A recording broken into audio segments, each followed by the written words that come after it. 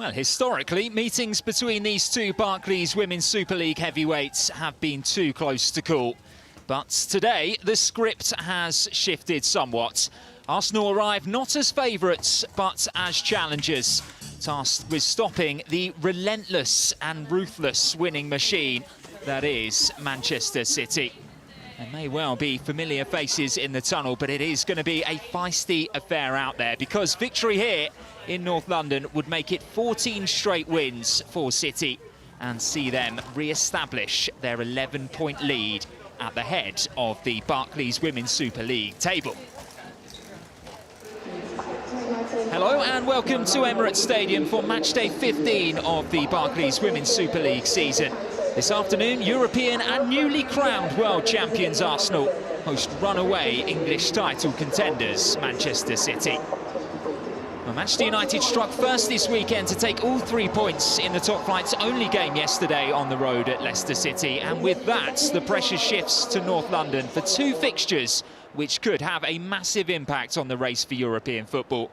On the red side of the capital, it's Arsenal hosting Manchester City. On the white, Tottenham Hotspur against Chelsea. United's win, sealed by goals from Zigiotti and Turland, cuts the gap at the top to 8 points and opens up daylight behind them, 5 clear of 4th place Arsenal. But the Gunners aren't out of it yet. They have 1 game in hand. They win today and follow it up against Leicester. Suddenly, 2nd place is well within reach. And while eyes are drawn to the summits, the fight for survival rages on below. Liverpool could climb off the foot of the table with a victory over Aston Villa, but only if West Ham United fail to take all 3 points against Brighton.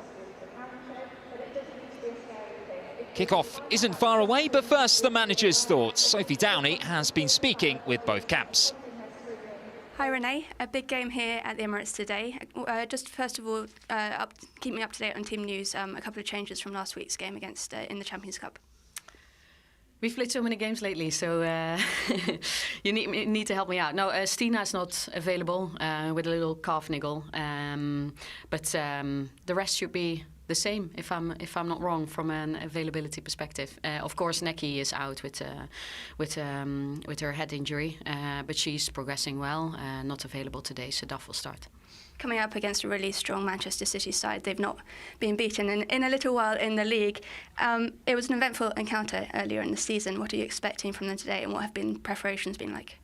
I think all games that I've been a part of against City, they've been eventful. So, of course, I respect what City has done so far in the season. They've been really, really good. Really, really good. We are in a good place as well. So I think there's 2 really good teams going against each other. It will be about margins. It will be about managing momentum and what happens in both boxes and who takes chances. So it's going to be a really good game of football, high-level football. But, of course, we're going to go for the 3 points today.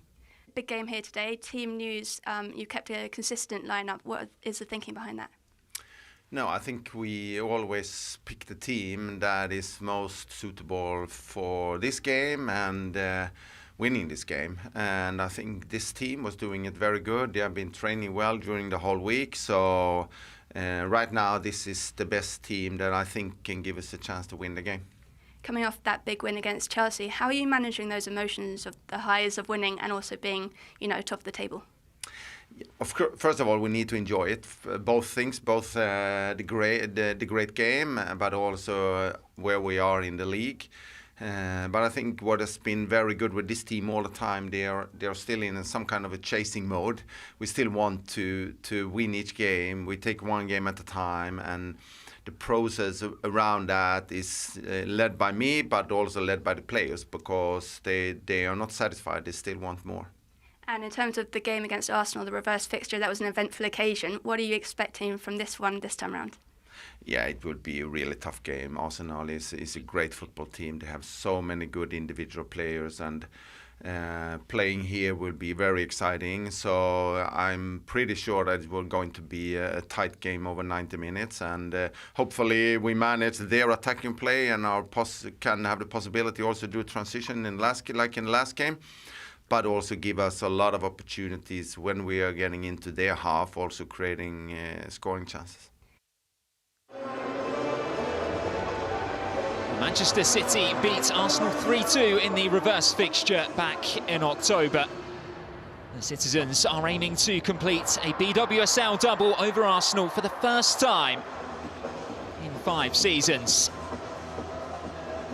We are expecting plenty of goal-mouth drama as well. Both teams have scored more than once in each of the last 3 BWSL meetings between them. No top-tier fixture has ever seen both sides score at least 4 times in a row.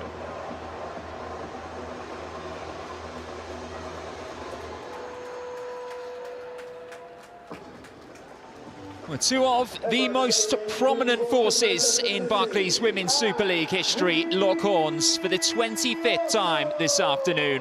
Today at Emirates Stadium, it is Arsenal who are charged with halting the relentless march of Manchester City's title bid. Andre Jeglert's side have been imperious this season, rolling past all opposition and laying down a marker with an emphatic victory over reigning champions Chelsea just a week ago. They're also the only side to have taken all 3 points against Arsenal this term. But the Gunners arrive here as newly crowned Women's Champions Cup winners, and they are armed with belief, pedigree and the chance to strike a blow against City's pursuit of silverware. The opportunity for Arsenal to spoil the procession, or for City to claim another scalp. Anneke Borber was stretched off against Corinthians 7 days ago, so Daphne van Domselaar makes her first BWSL appearance since November. The goalkeeper, one of 2 changes to the 11 that beat Chelsea. Olivia Smith is the other, coming in for Stina Blackstenius, who today misses out with a calf issue. Former City striker Chloe Kelly is on the bench, alongside deadline day lone arrival Barbora Botikova. Andre Jeglert's names an unchanged 11 for the 4th league game in a row. That means former gunner Vivianne Miedema starts at her old home. She has 2 goals in her last 3 against Arsenal. The only changes come on the bench. Alba Fugino is out with concussion and Mary Fowler is still building fitness. So Sydney Lohmann and Lily Murphy return to the matchday squad. Some 40,000 fans pack into Emirates Stadium this afternoon for another top-of-the-table clash. The Gunners, of course, still with a game in hand to play following the postponement of their match against Leicester City. Having to play 2 Champions Cup fixtures in their place. They know that a win this afternoon may just propel them right back to the top of the chasing pack. I'm Max Jones. Alongside me this afternoon is former Wales international Nia Jones. Nia, what an occasion we have here.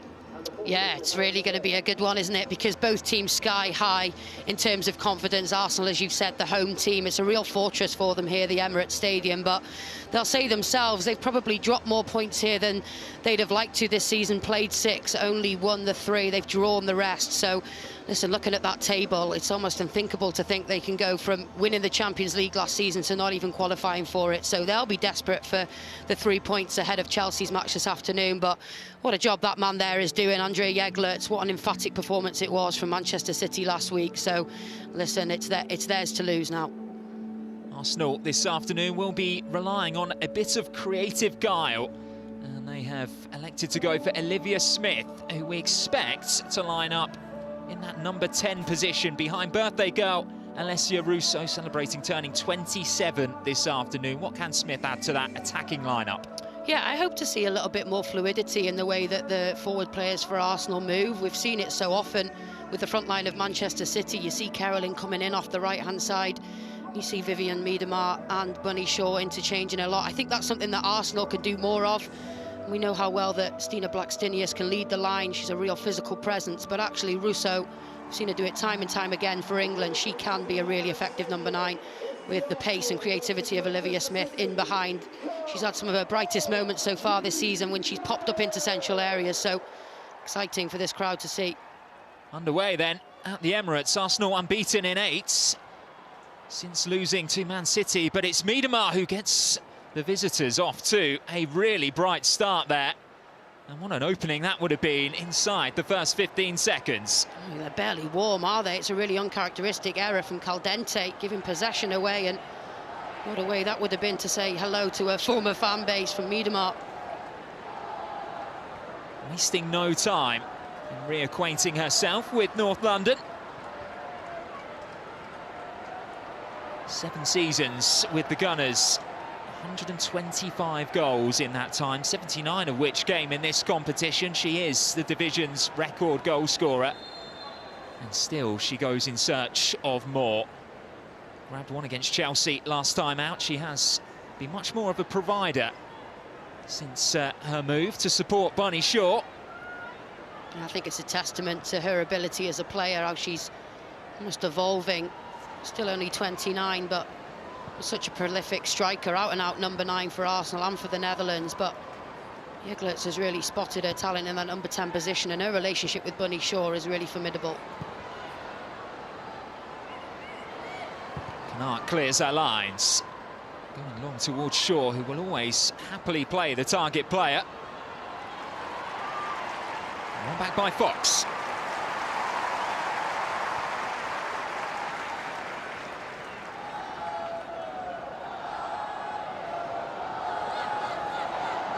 Steph Catley trying to get Katie McCabe motoring forwards. Carolyn nips in, and it's away by Rose.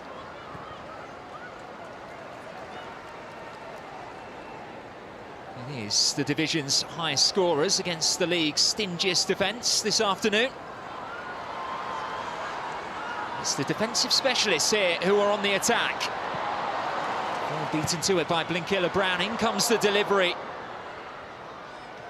Away by Hemp for the second time of asking.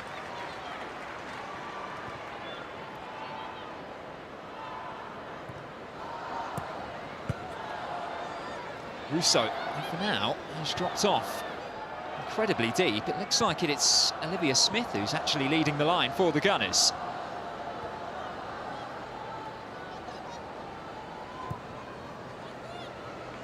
McCabe.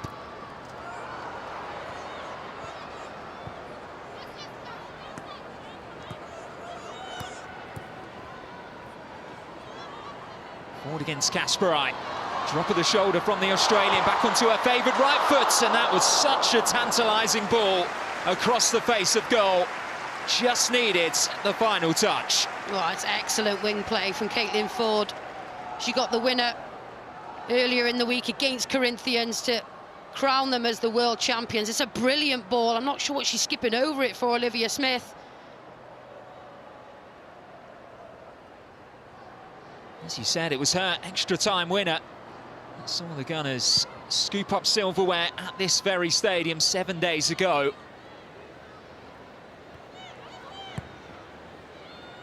One back by Rousseau. Sagawa won't make the same mistake twice. Yeah, they've been one of the most effective teams, Arsenal, at creating opportunities for themselves with their high-pressing defensive approach. Already against one of the most technical teams in the league, you can see it's causing Manchester City problems.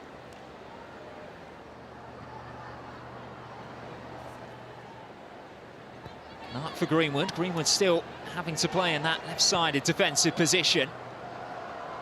So effective has the partnership been between Jade Rose and Rebecca Canark at the heart of City's defence.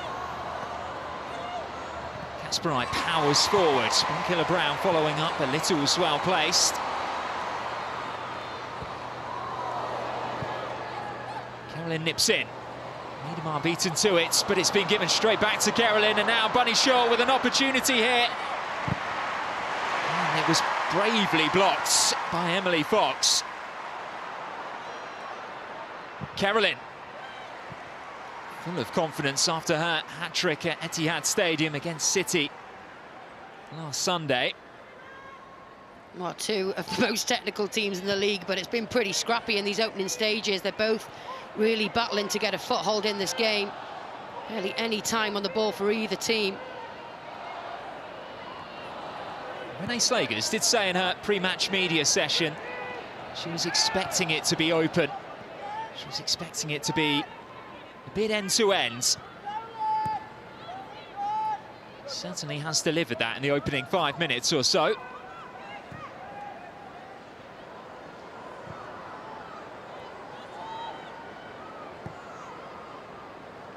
perhaps argue that it is a style that may suit the visitors that bit more than Arsenal. They like it when the game is stretched.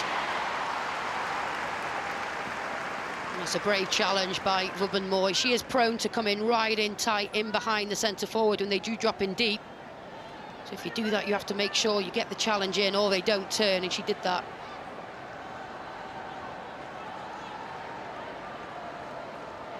Bunny Shaw targeting goal number 15 in match number 15 in the Women's Super League this season.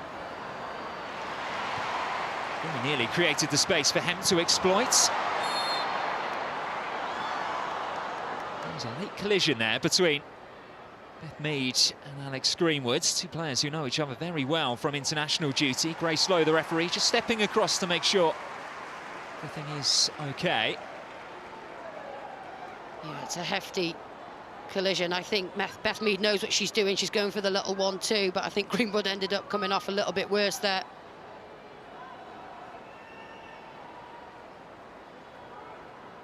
So advantage City then here from a set piece. Oh, I actually thought that was going to go the other way. I thought the decision had gone Arsenal's way. It was them in possession of the ball. This is a really dangerous position. They're so effective from set pieces, City. Shaw, Miedema and Canuck all in there as it is curled in. Van Domsart did just enough. She did really well, the goalkeeper, having not started, as you've said, since November. The Dutch number 1 coming in, and it's swinging away from her as well. There's plenty of bodies in the way. Bit of space here for Kim Little. Encourages Emily Fox forward.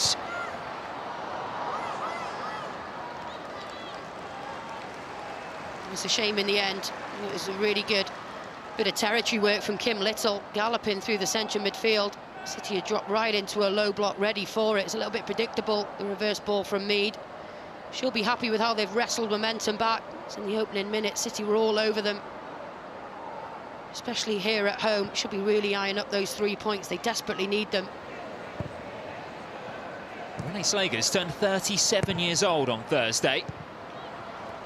Following Brian Sorensen's departure at Everton, she is now the 4th longest serving manager in the division as her side look to break forward with Smith and Jade Rose just showing her compatriot there all the way off the pitch. Good strength from the defender.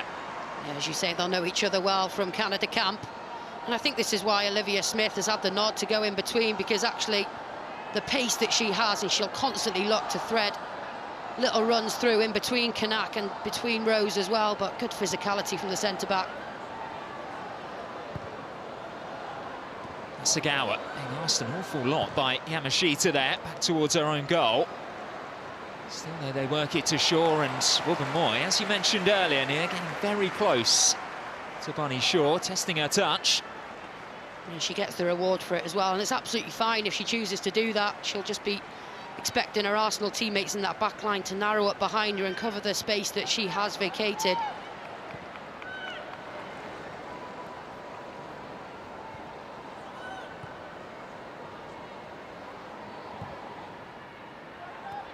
Here is Ruben Moy.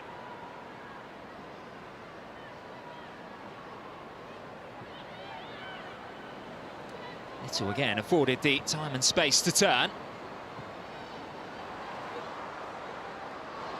Caldente, the Gunners' creator-in-chief, finding forwards.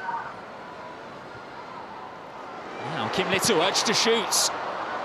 They fall favourably for forwards, but for Kirsten Kasperaj. Ready to snap into that challenge to get there first.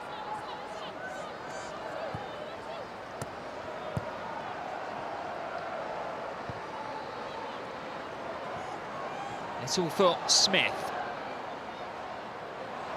It's done well there.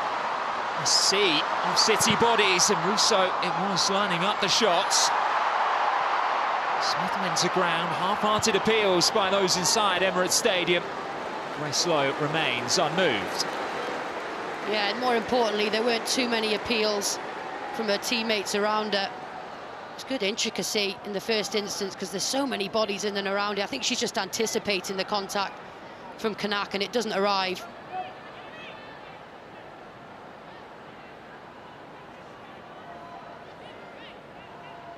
Grace Lowe, very decisive there.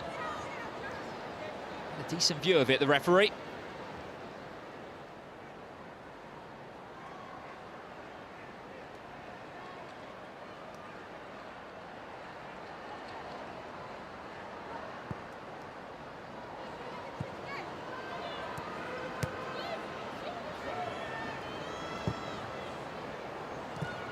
Little intercepts to find Russo. Again, it's Rose who's doing her defensive duties. And this is where Arsenal need to be careful.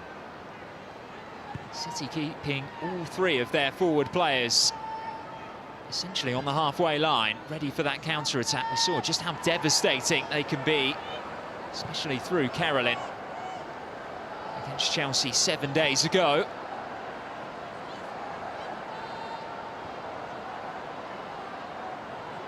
Greenwood.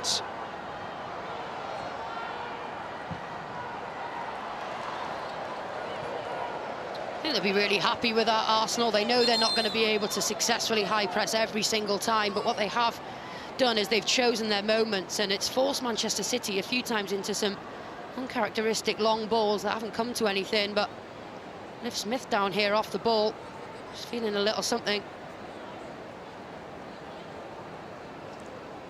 It's not what Renee Slagers will want, having lost Stina Blackstenius in the build-up to today's game.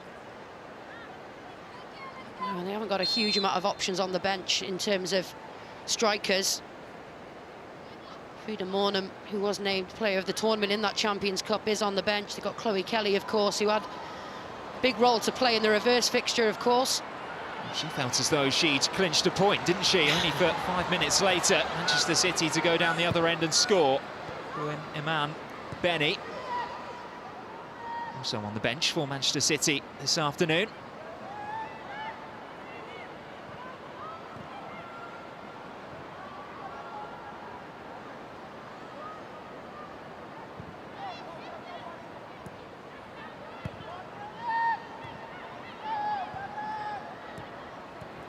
Moy. City begin to squeeze and win it back as well. Lauren Hemp. Plenty of green grass ahead of her. The red shirts did come flooding back. Yeah, you could see from her body language she was almost disappointed there wasn't more for her to aim for in the box once she skipped through and dispossessed Mead.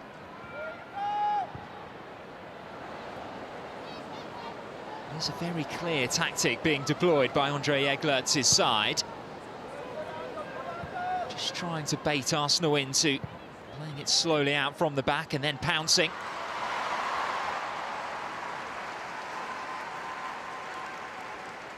We have seen from Manchester City this season here just how versatile they can be in coming forward. So many different routes through to goal. Always keeping the opponents guessing. Yeah, absolutely, and of course it's easy to look at Bunny Shaw and how prolific she's been, but with the team with the most amount of different goal scorers as well, and as you said, they can score fast break goals. They're top for that, top for set piece goals, top for headed goals, so you can understand why they're so difficult to prepare for if you're facing them on a Sunday. Here's Greenwoods. Gets it back from Hemp, slightly short that pass.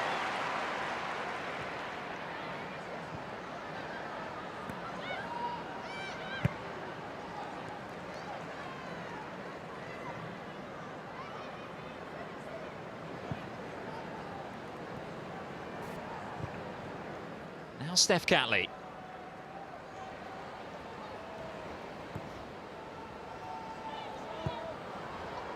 For Smith, touch around the corner beautifully for Russo. Greenwood using all of her experience to get the right side of the Arsenal forwards. That was brilliant intervention from Alex Greenwood. She had to make it. It was a lovely little touch from Smith.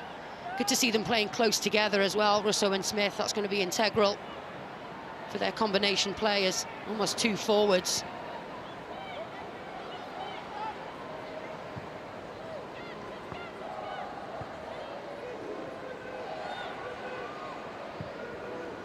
Through the lines by Canuck, and now there's a bit of space for Miedema.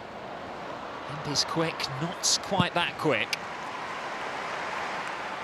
Lovely bit of combination, wasn't it? I think it's just the wrong choice on that occasion. We don't say that very often from Miedemar, but I think Blinkilde-Brown had made a lovely little run out to the left-hand side.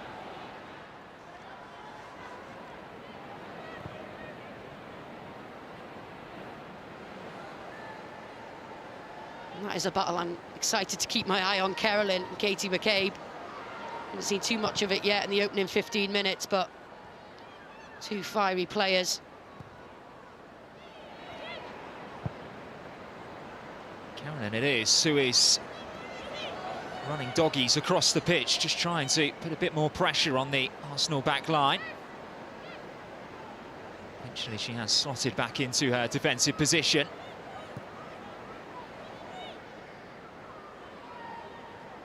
Quite tentative so far in this approach. Arsenal, they do want City to press them, just to create the gaps for Mariona Caldente to exploit like this.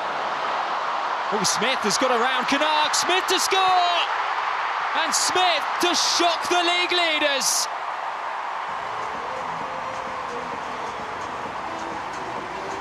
Well, it was all her creation.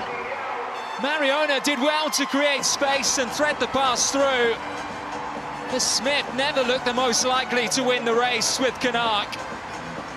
Not only, though, was she able to sidestep the German, she was able to round the goalkeeper and give Arsenal the lead too.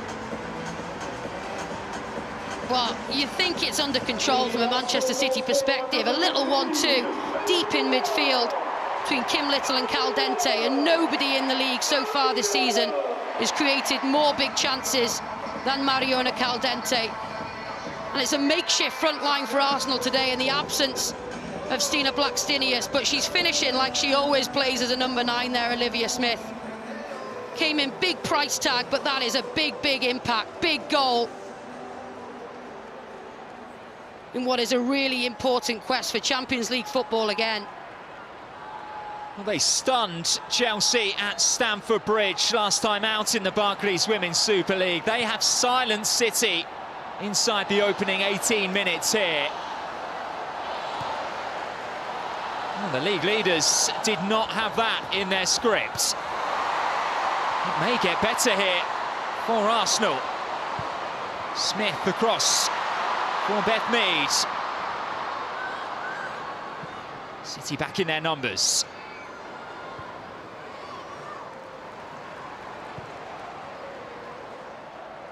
It's worth pointing out the respective records of these two teams. It's been 14 BWSL games since Arsenal last lost here. That was against Chelsea back in October 2024. A similar time frame.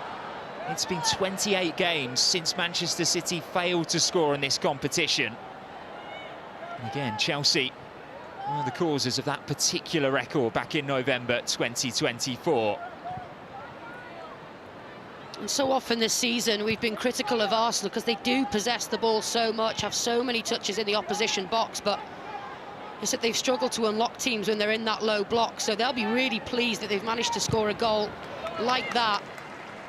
Bit of magic in midfield deep, and then just a direct through ball. And with Manchester City's high line, it looked to all that actually Rebecca Knack got her body in the right position, but the frightening pace of Olivia Smith and the composure at the end to round Yamashita, who's been in good form as well. She'll be delighted, Renee Sleggers. Goal number 4 of the Barclays Women's Super League season for Olivia Smith. It's her second goal in her career against Manchester City. She did so for Liverpool back in 2024. And she has repaid the faith of her head coach, choosing her to lead the line, position which she hasn't been familiar with playing for the Gunners. She did exactly what she was asked of there. And now Arsenal have their tails up.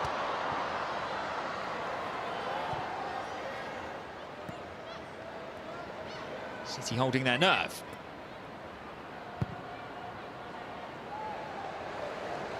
And that's a shame, because they actually played some really good football then to get out of what was a really aggressive high press. You can only do that if you're very astute on the ball. Hasegawa's movement to create the angle constantly for her back line is helping that, but Carolyn had come in Ecklertz will probably be hoping she can hold her width a little bit longer, because that switch was on.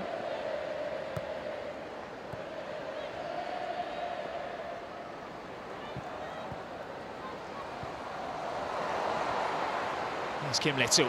Lovely flick for McCabe. And now out to this near side for Emily Fox.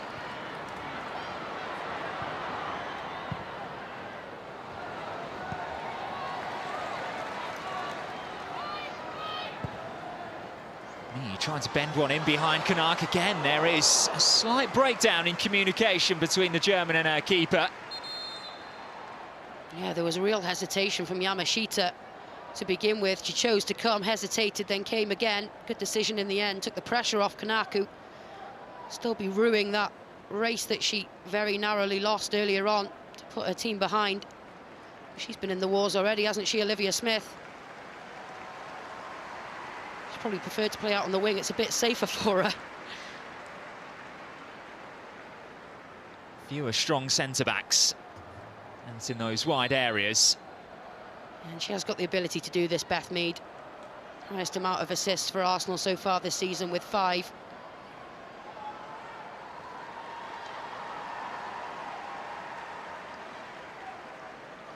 Although City have been a winning machine this season, this is a very unfamiliar position for them, to be trailing by a goal. The last time that happened was against Liverpool, but they did come from behind to win back in October. 2-1. That was also away from the home comforts of Manchester. More than enough time for them to work their way through the gears this afternoon, but Arsenal have started very effectively in deploying this game plan.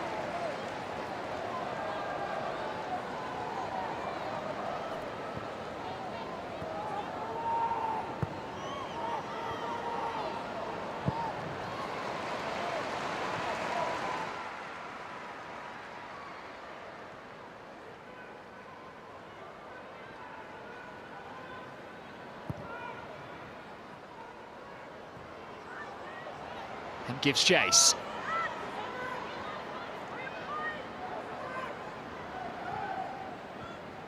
Infield for Blinkiller-Brown.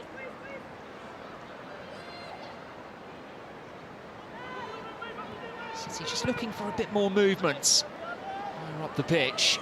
Carolyn's having to drop off a long way to get this. Yeah, and I think we're seeing the reason that actually they're being nullified. Kim Little tracking every movement of Viviana Miedema, of course former teammates, but it's two sides who've played each other more than anybody else has in the WSL. They're so familiar with the types of things their opponent likes to do. Here's Bunny Shaw, trying to power away from Little and bring Hemp into play.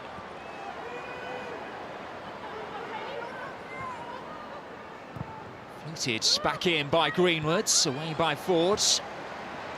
As far as Carolyn. And Catley will make sure.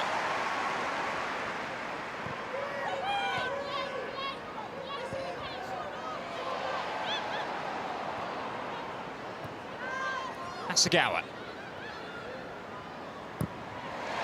No-nonsense stuff by Katie McCabe. Gets the nod of approval but from Nia Jones alongside me. It was a bit of a Peter Kay moment, that was, wasn't it? But actually the Arsenal distance is what is impressing me. So whoever goes to close down the likes of Carolyn, they'll know how electric she's been of late. There's somebody else covering behind just in case she does skip past. So good unity and good distances and organisation from Arsenal.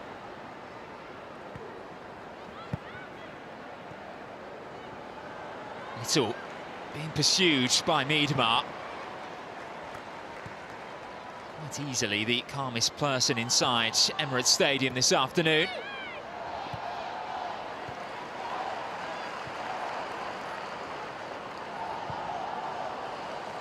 Arsenal have done well.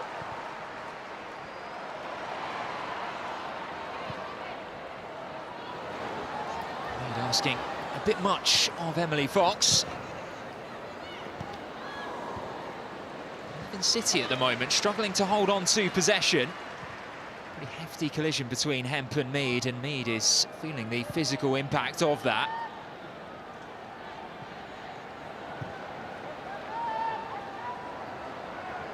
Arsenal continue to play.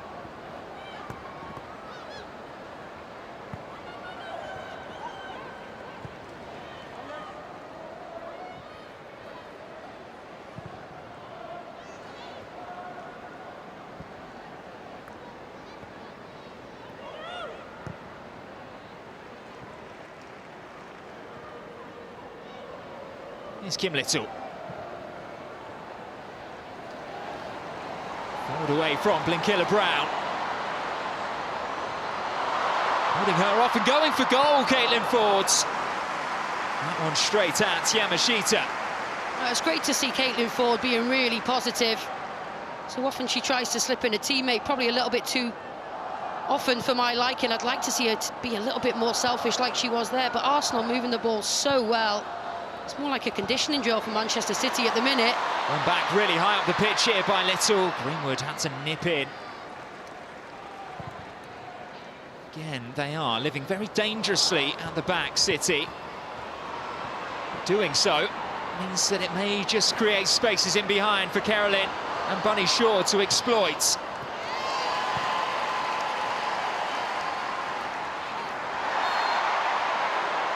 Miedemar trips Caldente, says Grace Lowe. Not sure how much there was actually in that challenge. Yeah, how? I won't repeat the rest of what Miedemar mentioned there, but it looked like a clean tackle to me. Bunny Shaw did really well to get any type of space. It just beats the head of Katie McCabe, and you can see she's full gas trying to get back here. Catley does well in just getting over and delaying the space, and Vubben Moy has not left Bunny Shaw alone at all.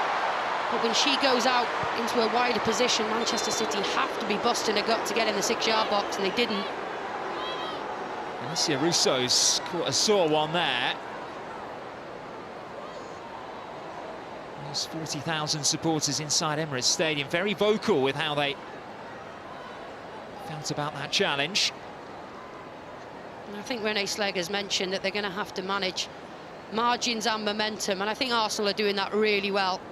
And they've got the ball, they're moving it really swiftly, not spending too much time on it whatsoever, minimising touches, and then in moments like that, they're taking the time, making sure the referee knows that it was a little bit too heavy of a contact, and the crowd are right behind them here.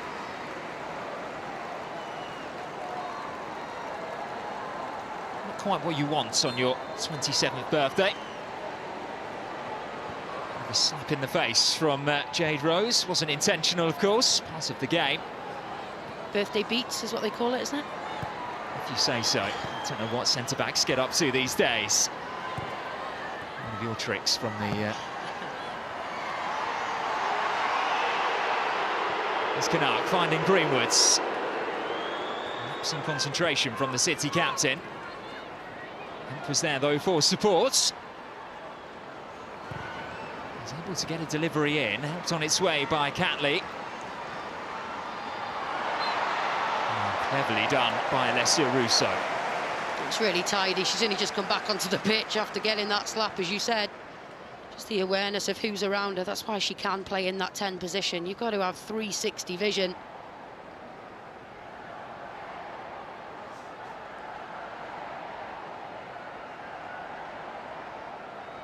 There's more goal contributions this season than any other Arsenal player.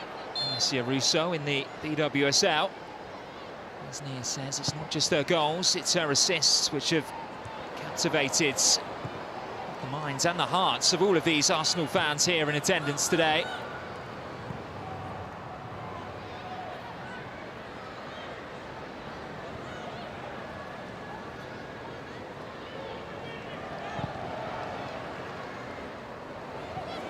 Oh, look at Carolyn making a move from the wing. Offside flag may have been up. It was a good line by the Gunners. They do need to be wary because those two players on the wings for City almost act like a pincer. They absolutely do, and you could hear them screaming at Steph Catley that somebody was coming in behind her, so really vital touch from the Australian. So again goes to ground. This time she is given the benefit of the doubts by the referee, Grace Lowe.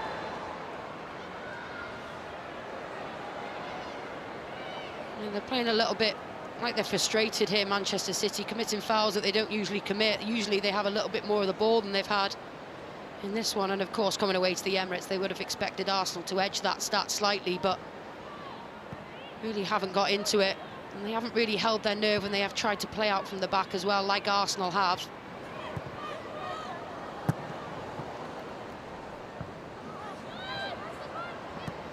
Carolyn finding Miedemar.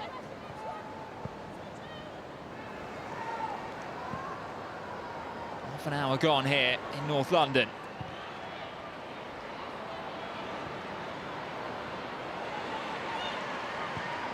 He does just enough to escape the clutches of Miedemar. Fox will have to settle for putting it out for a City throw. Deep into Arsenal territory.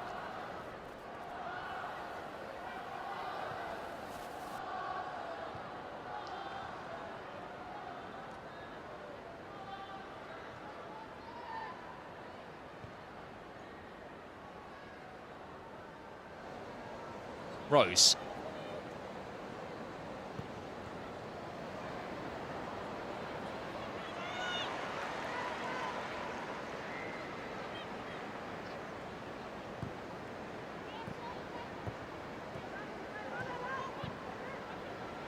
Given away by Carolyn.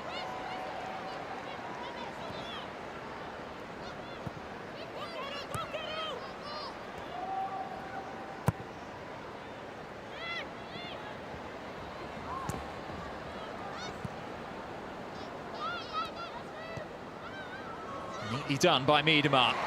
Russo uses her body to good effect. Roared on by the Arsenal fans.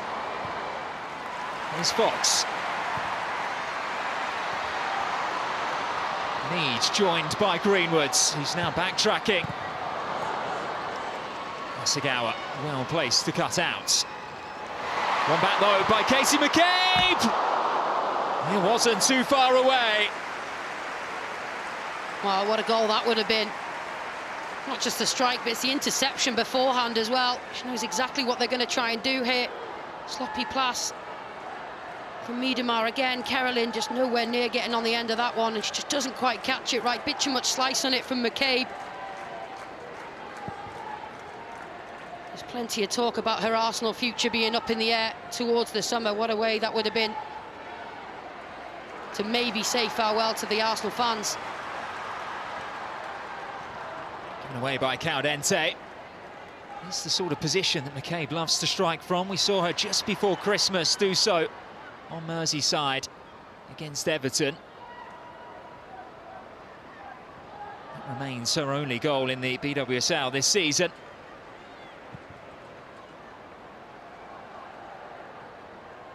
As Nia mentions, despite the fact she has started all but one game in the top flight this season, she has still been linked with a move away from North London in the summer. Talks of no new contract being offered to her. Off goes Smith. And this time Yamashita was very quick and alert to the danger. Yeah, excellent from the goalkeeper. That's what she's going to have to do. Well, Manchester City do have that high line up near the halfway line, and she does wriggle free here. Russo is always going to try and thread that one through, and she's got the beating of both Rose and Kanak. So start position of the goalkeeper and speed to come out and close it down is going to be imperative.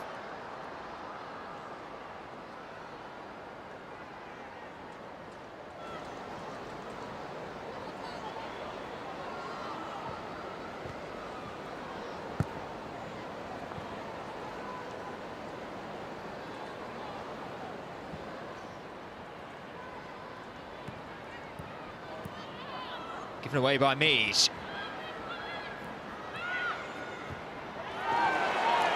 Strong challenge, that's on this near touchline by Emily Fox. Again, doubling up from Arsenal, though, both Mead and Fox not giving Hemp any room to manoeuvre down that wing.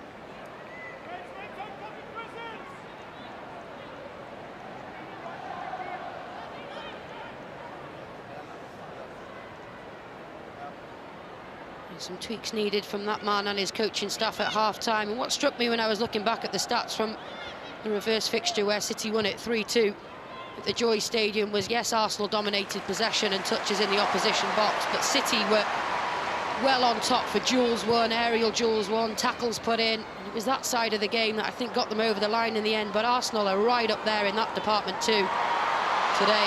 Caitlin Ford trying to get away from Kasparai, who did so well to make up the grounds. She did. She's a handful today, isn't she, Caitlin Ford? And Usually we're used to seeing Kirsten Kasperai's name only linked with offensive moments for Manchester City. 6 assists for her so far, but she's had plenty of defending to do. Hardly seen her at all in possession with the away team.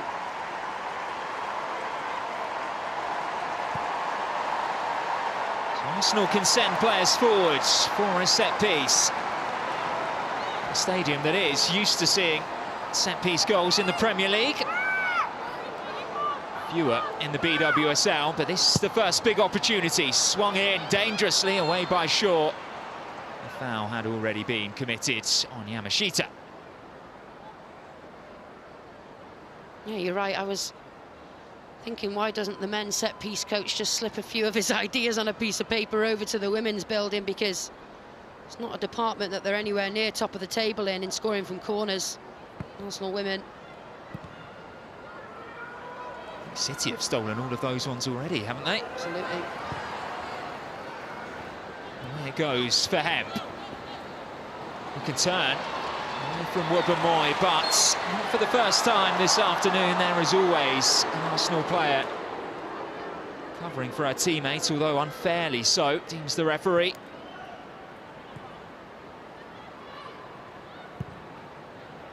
Shaw. Beautifully paced pass by Hemp for Bunny Shaw to have a shot towards goal, but the ricochet took all the power off the strike.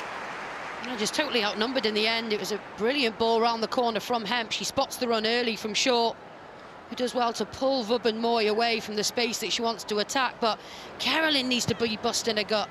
Miedemar's asking for the cutback. Needs to be more in terms of support for Bunny Shaw.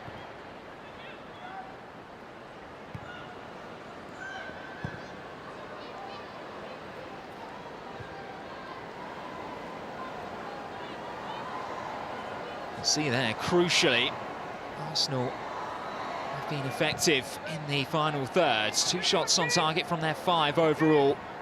And those key passes as well, able to find their most dangerous players in front of the City goal. City not quite operating on the same level that we have come to expect from them for the most part this season. Rarely put a foot wrong. And when they have conceded, well, their best form of defence for them has been attack. They're getting no joy out of this Arsenal back line. Off goes Mariona.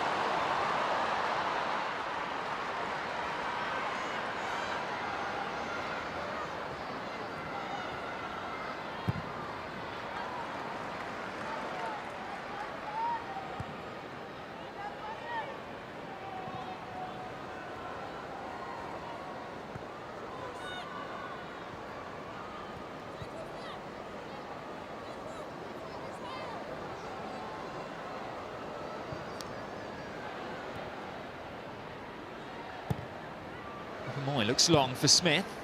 Mark away. Flicked on by Shaw. Miedemar goes barrelling into Steph Catley, who stood tall. Rousseau. Caitlin Ford, who has been at the heart of everything good for Arsenal this afternoon. Oh, it hit on the volley by Mariona Caldente. And she made great contact with that one. Well, there aren't many players on the pitch that would even get your hopes up trying to hit an effort this speculatively. But as you say, Caitlin Ford has been really direct, really positive. Credit to Kasperai. She doesn't fall for any of the dummies that she tries to sell, but it falls for Caldente. There's nobody else she'd rather it fall to. They have been well on top, Arsenal.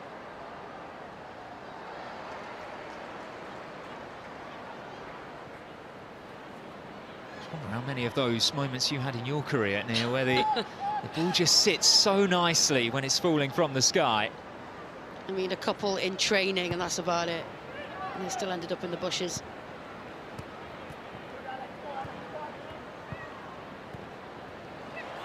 Emily Fox, nice passing triangles by Arsenal.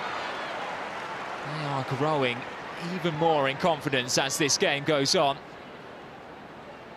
You'd never guess that they've played a really tough match that went into extra time against the Brazilian champions midweek. They've got another big game in the Champions League coming up on Wednesday night. They look so sharp, moving the ball really quickly, Arsenal, but the movement off the ball is what is causing Manchester City a host of headaches. Katie McCabe coming infield as almost an extra midfielder, giving plenty of space out wide for Ford. We've seen Emily Fox coming infield as well. Caldente and Little, you can't take your eyes off them. They never ever stop moving.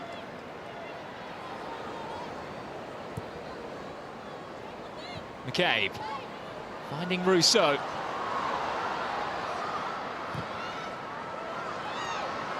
Caelan Ford's delivery. City players in the way. Carolyn went to grounds. Nothing given. One back by Rousseau, who can prod towards goal, and it required a really smart low stop by Yamashita. Well, what a save that is. I think it might have even been a toe poke from Alessia Russo. Was feeling the impact from the challenge from Jade Rose as well, who looks in pain. But just couldn't clear their lines, Manchester City. Carolyn got back really well, but dwindled on it. Was caught in possession and everybody stopped except for Katie McCabe. I don't know what they're expecting here, Manchester City. Little wrestles it back. Hasegawa can't get it away. And there is a nasty collision between Russo, who's been outstanding so far on her birthday, and Jade Rose. Oh, it's a really hefty kick that she's received there, the Manchester City centre-back. No wonder she's in a bit of pain. Nothing malicious, it's just the follow-through from Russo's shot. Be a welcome breather for her and her team, though.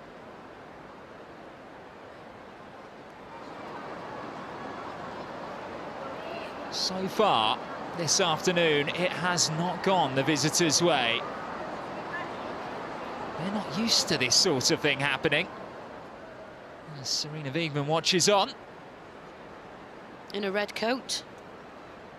Oh, she must have a blue top on underneath. Don't start rumours. Well, Russo will certainly be one of the players that she will be keeping the closest of eyes on, I'm sure. Be happy that the striker has managed to get through that particular challenge. Yeah, and just the combination, obviously, Olivia Smith has been threatening in behind, so that's going to put the spooks into Jade Rose and Kanak. They're going to have half an eye on the space behind them constantly, which might leave a little bit more space in front of them for Russo. Hasegawa and Blinkilde-Brown have got enough to worry about with Little and Caldente, so you can understand why Russo is really enjoying her afternoon so far.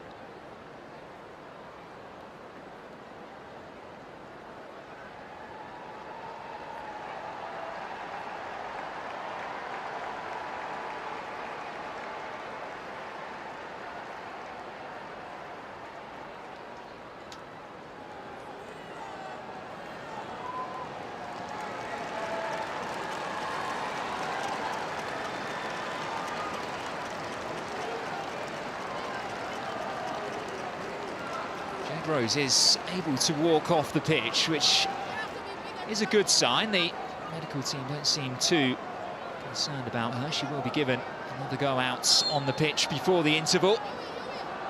The City are without their centre-back to defend this corner. Again, deep delivery by Mead. Russo towards goal, and Yamashita had to palm that one over the bar. Bosch did really well, the goalkeeper. As you said, it's far from ideal not having Jade Rose on the pitch, because who's going to be doing her job? Never mind the fact she's 5'10" and brilliant in the air, and everybody is watching the ball. She wins it really cleanly. It's good, smart reactions from Yamashita. She's probably frustrated that she managed to get an effort in at all with 4 City shirts around her. That one's being pinched by Hasegawa. Manchester City have 4 minutes of additional time here to try to get themselves level before the interval. And that particular counter-attack breaks down. Let it get even sweeter for Arsenal. Mead spots Caitlin Ford on the move.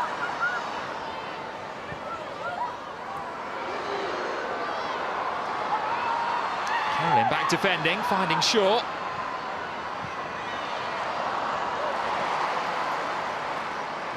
Trying to bundle one out to Hemp.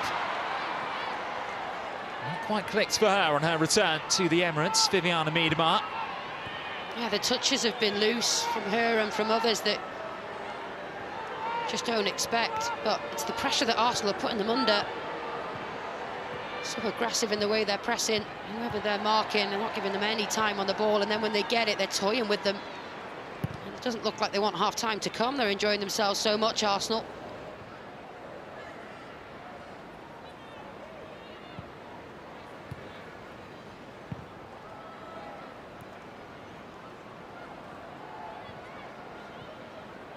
Again, you just look at the position that Katie McCabe has taken up, almost really inverted, which is forcing Carolyn really infield, deep defensive position. Not where she wants to be, not where Jeglerts wants her to be either.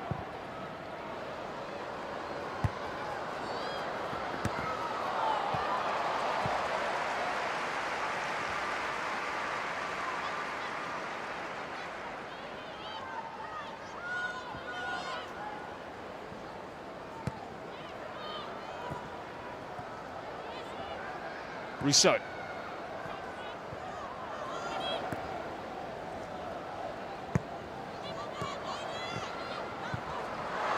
Off goes Smith again. And Rose, who has struggled to deal with her this afternoon, went to ground at the same time as her international colleague. Smith went straight back to her feet. There was no appeal from her. Yeah, and credit to Rose, who's obviously still nursing a bit of a sore one she received from Rousseau. As you said, the body language Olivia Smith was telling.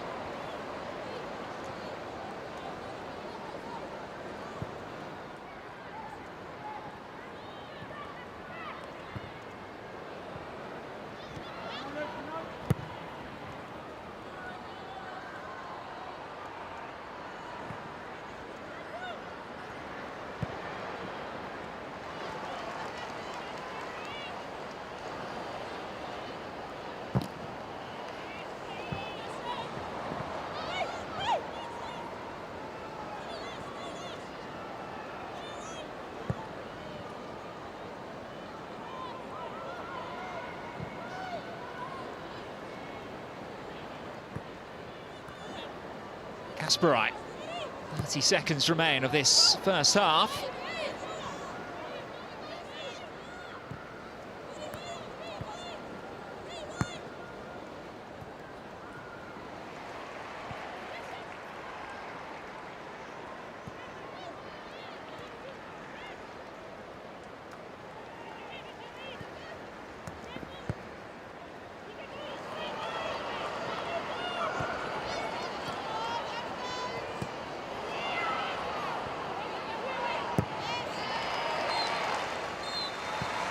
Well, half-time in North London, and it is the European champions prevailing over the runaway league leaders. A goal from Olivia Smith, who has been a thorn in City's side, is enough to deal a dent to the visitors' title credentials so far. But this game is still very much balanced on a knife edge. And the second half may not be a case of if City score, but when. Because they always seem to under Andre Jeglerts. Stay tuned for what will be an action-packed second half. Half-time here at the Emirates is Arsenal 1, Manchester City 0.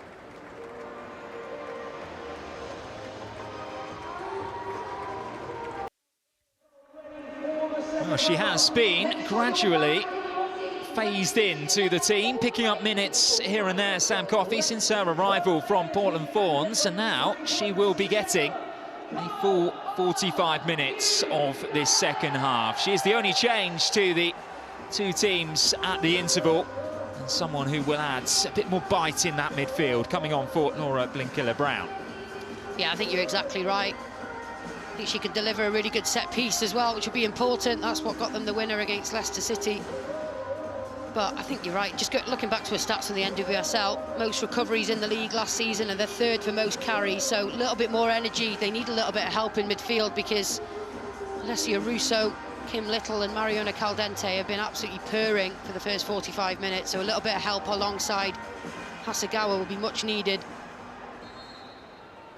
So City have 45 minutes to preserve their winning streak.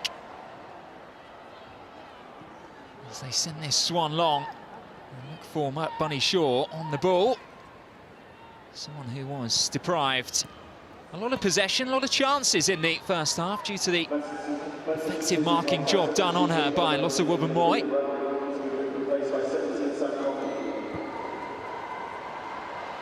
Fox wasting no time in getting that to the feet of Olivia Smith, scorer of Arsenal's goal this afternoon. Smith will go for goal, charged down by Alex Greenwood.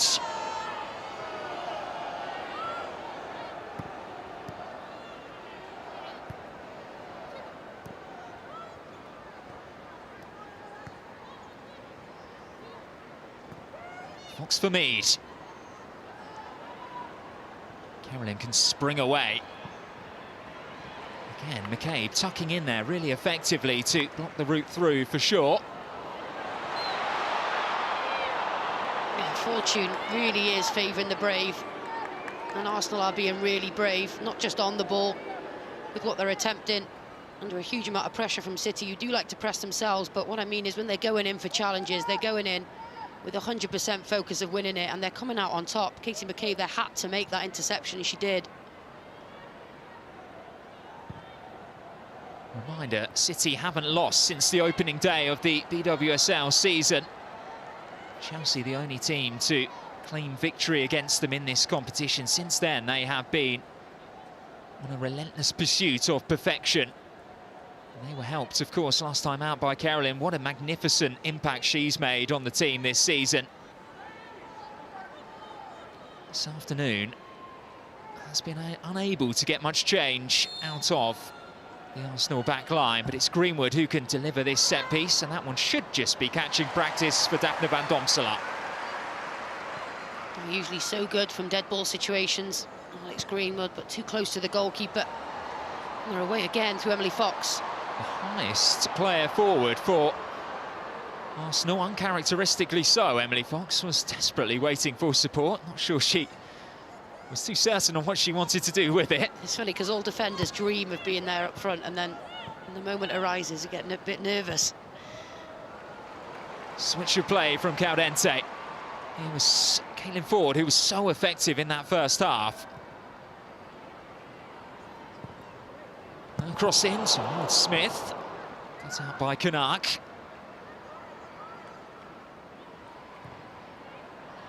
Now Shaw.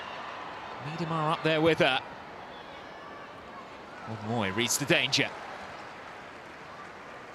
There's only really one option on there for Bunny Shaw.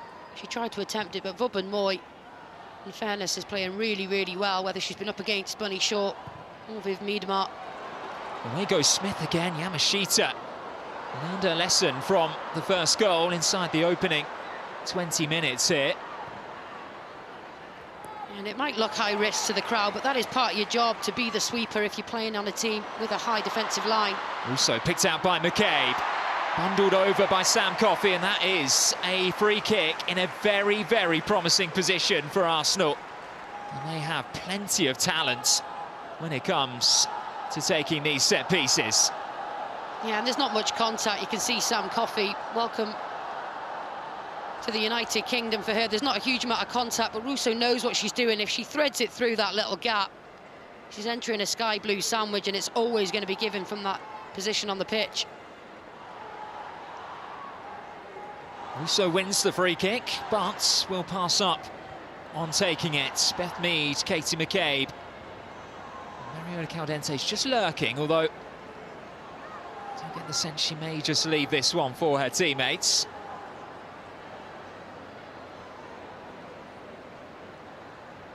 Yeah, McCabe over it as well, who is a left footer, and the angle probably more natural for a right footer like Mead. That is a very imposing Manchester City wall. It is going to have to be pinpoint to get this one up and over, and testing Yamashita.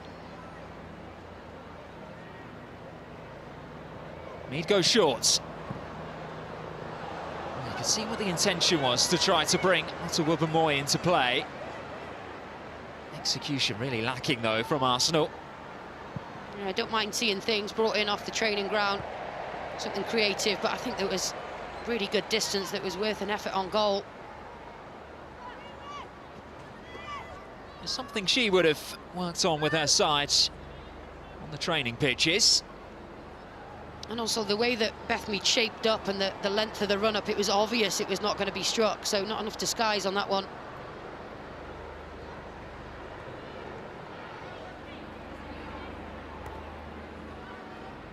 Here's Kasperite. Kim Little springing into the challenge, but Coffey was strong. Meet him up.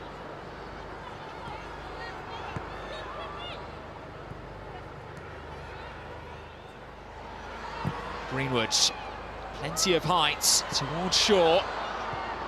Caroline hooked back across. Hasegawa will leave it for Kasperite to try to tease one back in, whereas she may have been better going for goal herself, the Japanese midfielder. Might have been a potentially controversial goal had Manchester City capitalised, because though you don't have to stop play for a normal injury, I think Katie McCabe was insinuating there's a bit of a head contact on there, which usually is an immediate stoppage.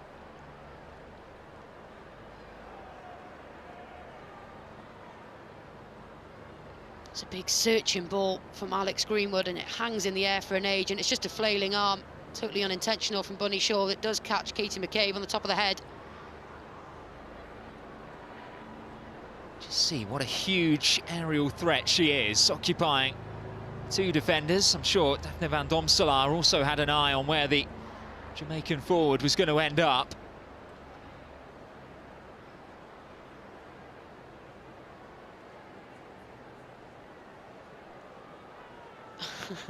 Don't think they agree with the fact. I think they're going to have to give possession back to Manchester City, really questioning fourth official Katie McCabe. You'd never describe her as shy, would you, Katie McCabe?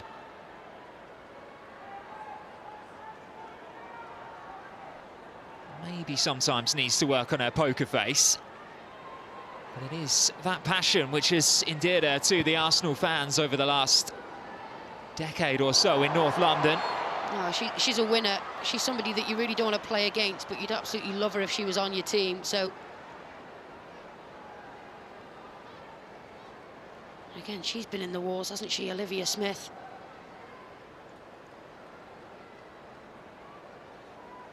So her flick on, it was Rebecca Canuck who ended up actually heading Olivia Smith's head. Steph Catley's asking whether or not that should be deemed as a late challenge and therefore a booking. Well, I think she didn't receive any treatment on the pitch, Katie McCabe, which is probably why she feels really aggrieved that she's had to leave for all of maybe 20 seconds.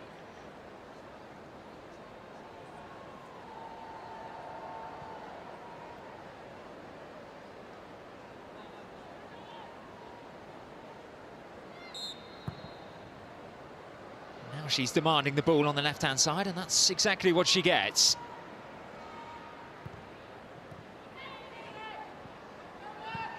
Hooked away by Caroline.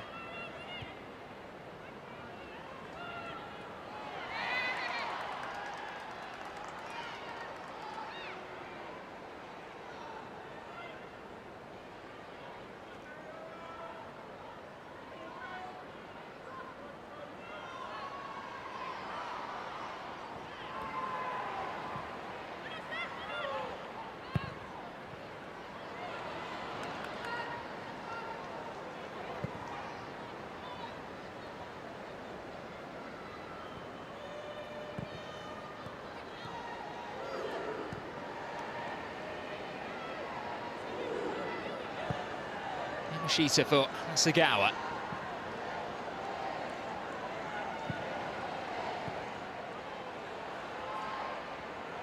Coffey of course had those 14 minutes against London City Lionesses on her debut. 25 last time out against Chelsea. Do wonder where she does fit into Andre Jeglert's longer-term planning, given the partnership of Hasegawa and Blinkiller Brown has been so effective in central midfield for Manchester City. I think as well, Blinkiller Brown, huge talent, but still only 22 years of age, and it's a position that, you know, it's a really cultured position. There's so much to it in terms of getting on the ball in the build-up, but also your defensive responsibilities of breaking up play, winning second balls and screening for your backline as well. So in games where you are being overrun a little bit, it's still great for Yeglets to have options, and a huge amount of experience in Coffey, Olympic gold medalist. Speaking of experience, here's Hemp trying to whip in another cross, and it was Woodman-Moy who got right behind that one. It may well have just taken the wind out of her sails.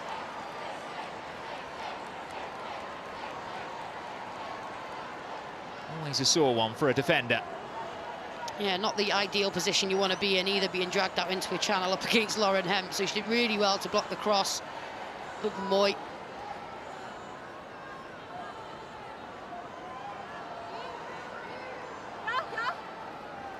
First chance then for City to test from a corner in this second half. Conley went down inside the penalty area. City will now deliver this ball through Kasparai. Greenwood to recover, and Coffey will make sure it stays under City's spell. Shaw goes for goal. Trying to catch out Van Domselaar. Routine in the end for the Arsenal stopper. I was about to say, it's not what you'd want her either, being the provider out on the wing, but still, no matter where she is on the pitch, manages to sniff out an opportunity. Mead helps it on for Fox. Oh, and Smith gets the better of Kanak again. Space ahead of her, Hasegawa desperately tracking back. Olivia Smith will go alone. And City will force that one behind for a corner. It could have been much worse. I don't know where City would be today without Hasegawa. She's trying to cover every blade of grass herself to cover for her team, who've been cut open too many times today.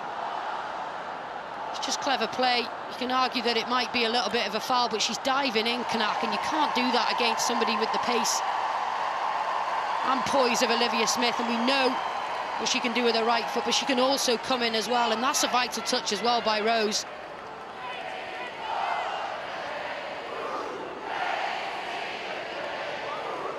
McCabe serenaded as she lines up this latest Arsenal corner. As mentioned, her future in doubt. The supporters very vocal in where they want her to remain. Firms at the ready. McCabe's corner. Away by Shaw.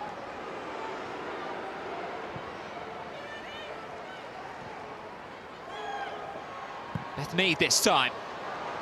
Coming in towards Steph Catley. Smith retrieves. Mead will get a second chance. Oh, and he's come down here for McCabe. It's taken off her feet. And now Russo. McCabe still screaming for the ball on the left-hand side. Fox will just float across the pitch. As the Gunners try to get themselves rejigged into their usual attacking structure. I think Bunny Shaw has seen more action in her own box than she has the Arsenal box in this game.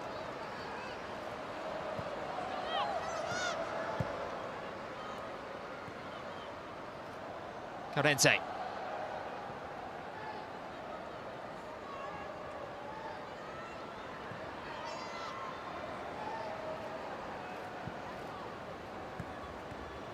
Oh, that's really nicely done by Emily Fox. But Hasegawa again. Defensively this season, she has been so good.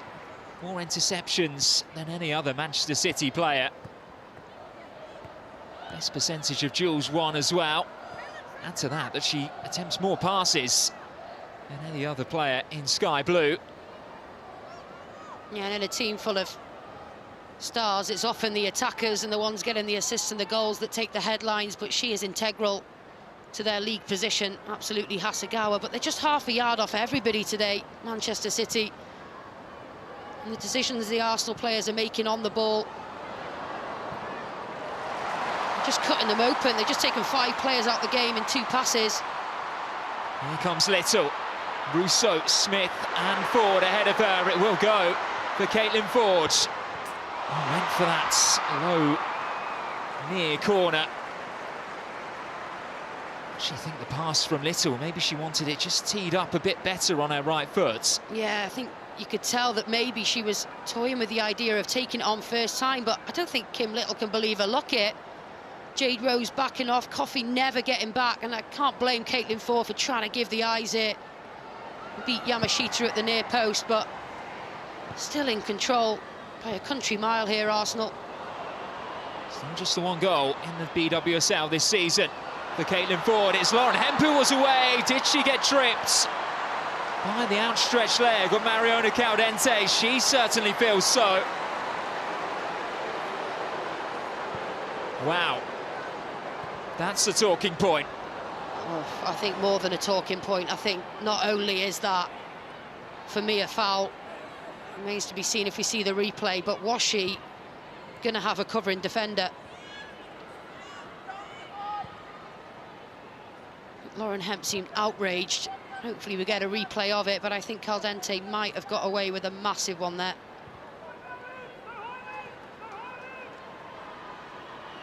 A tangle of legs on the edge of the Arsenal penalty area when Lauren Hemp looked set to pull the trigger. Here's Miedema.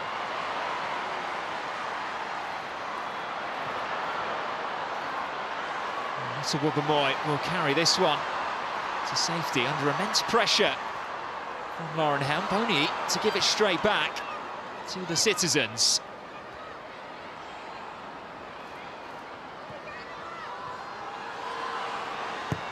Hemp's cross. Shaw couldn't take it with her. Russo can.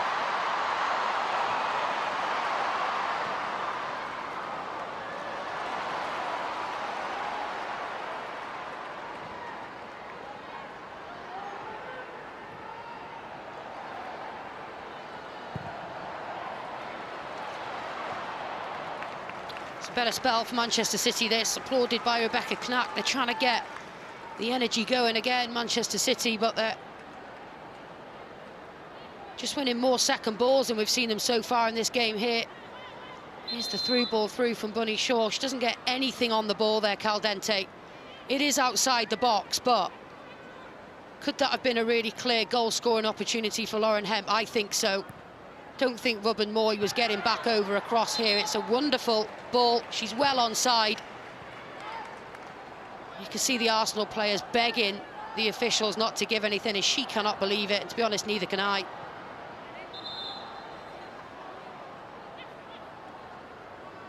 Well, I don't think the evidence could have been much clearer than that replay showed. Andre Jeglert's retaining his cool on the touchline.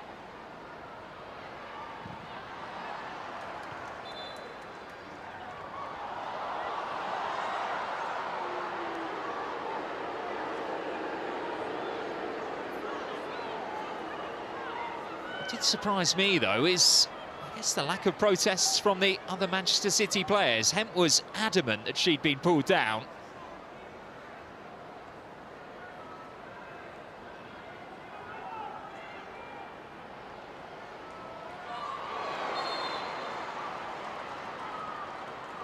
Took two Arsenal players there to halt Shaw's progress.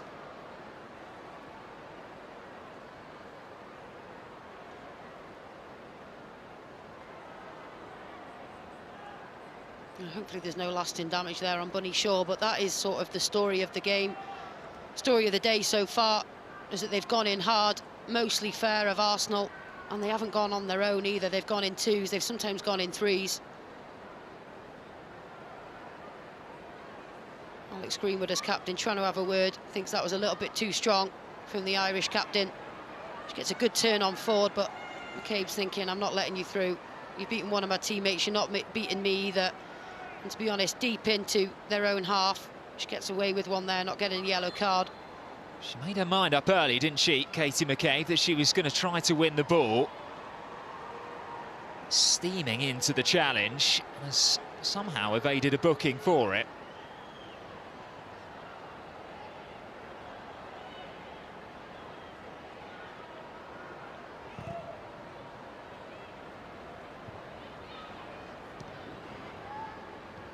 Still it is the Gunners dominating in every key metric we have there. Well, one shot on target in 65 minutes of football. They've had 105 in the season so far. And now play will be pulled back. Smedemar suffered a bit of a collision there while challenging for that header.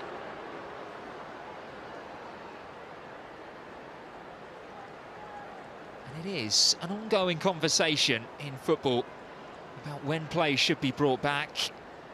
Emily Fox there was flying forward at full pace. We always say, don't we, if they continue to go, if the flag is slow to go up and a player then pulls their hamstring while running for something, well, what was the point when we knew that it was going to get pulled back in the first place? That being said,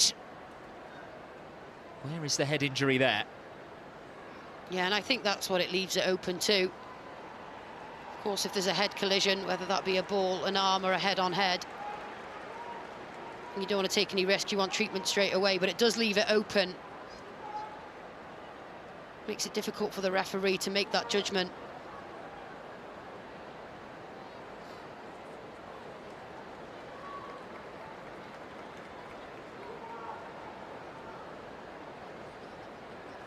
Freedom Ornament ready to come on. Was named the Champions Cup player of the tournament, having assisted Ford's winner in the final against Corinthians.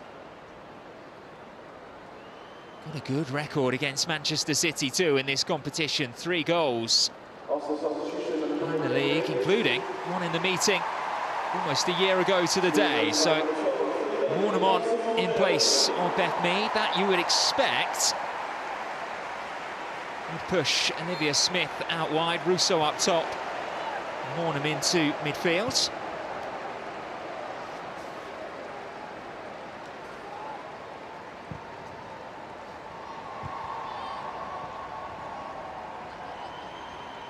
Shaw leaves it for Hemp.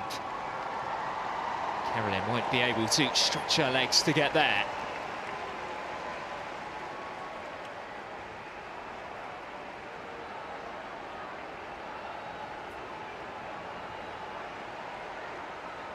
Does seem the obvious attacking change.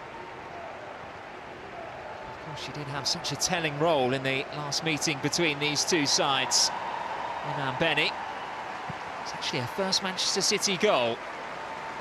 Scored right on the cusp of stoppage time. And she lit up the European Championships, didn't she? Only 19 years of age still, and Manchester City fans probably expected to see a little bit more of her, more minutes on the pitch, but given the form of the front three, and for Gino when she was fit as well, it's hardly surprising she's played more of a spectator role, but she can certainly impact this match. She's a perfect person to introduce at this stage. Yeah, just 31 minutes of Barclays Women's Super League football since the turn of the year for Iman Benny. Actually following that really impressive cameo off the bench, that final half hour against Arsenal up in the northwest. She did go on to start the next 3 BWSL games. Has been much more of a watching brief, as Leah points out, for the Swiss teenager.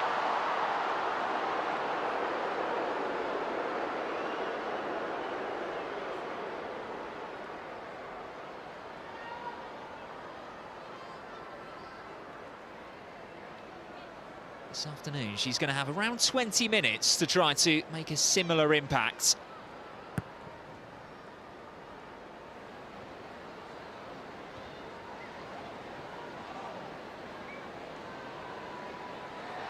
Ford losing out, but was brought down. They just haven't got away with any of those moments today, Manchester City. And it feels when you're up against it in a game that everything goes against you, but they just haven't got fire in. And maybe he was asked about the emotions after that emphatic win and performance against Chelsea and how they've managed it during this week. You can't imagine it's been difficult when you beat the reigning champions 5-1, but maybe they were on such a high, difficult to get up again for a game at the Emirates. Caldente. Fords Crossing position for her, away by Coffey.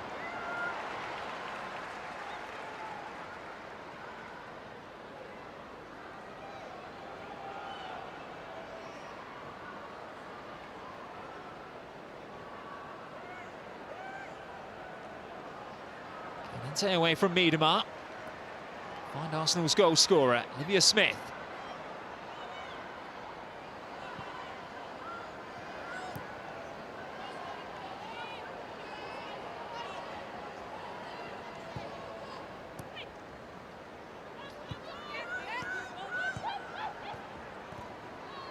Mornham losing out this time. Miedema trying to break away from Kim Little, but even at the age of 35, Kim Little still has the legs to get back there defensively and make a crucial challenge for her team.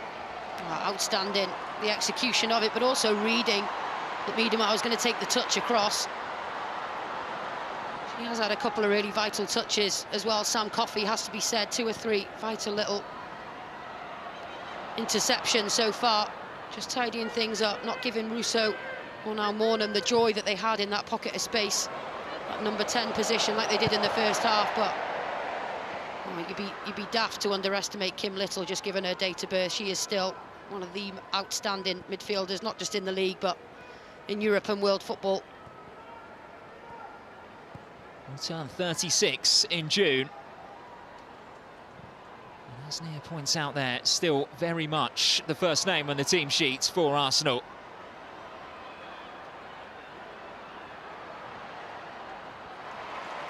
Carolyn. Hemp. Trying to exploit the space that had been vacated by Fox. Went to ground, handled the ball as well, the City player. It will be an Arsenal goal kick. I didn't love the challenge from Fox. I thought it was a bit clumsy coming in behind because she lost the original race, foot race. She's fast herself, Emily Fox, but I think Hemp is slightly quicker.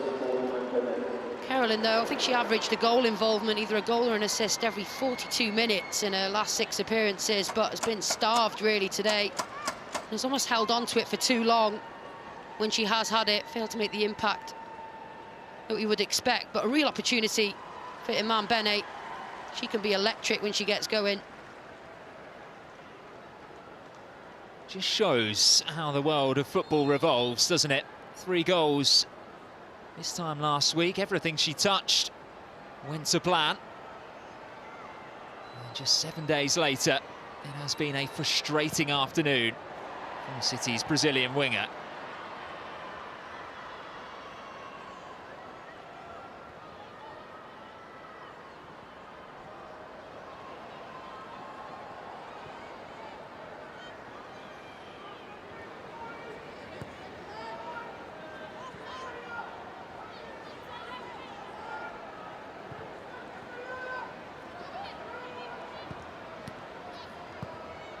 Kasperai for sure.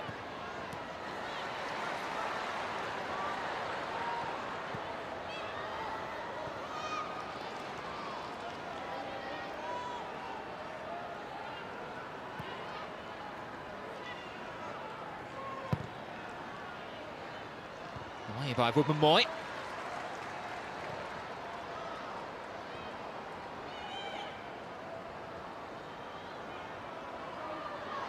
Forward can hold off the substitute, Bene. Very keen to make an impact, force her way back into Andre Jeglert's plans for the present rather than the future.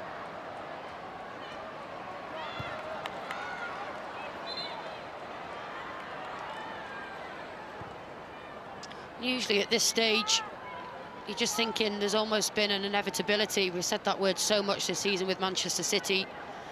Create so many chances usually that you just feel a goal is coming, but it just doesn't feel like they've got that in them today. A little bit low on energy, playing in isolation from each other. Everything that's gone into Bunny Shaw, she's had her back to goal with 2 or 3 Arsenal players right up behind her. This time she's able to stretch it wide to the left-hand side. Hemp's delivery. Wubben-Moy encouraged to step out of defence.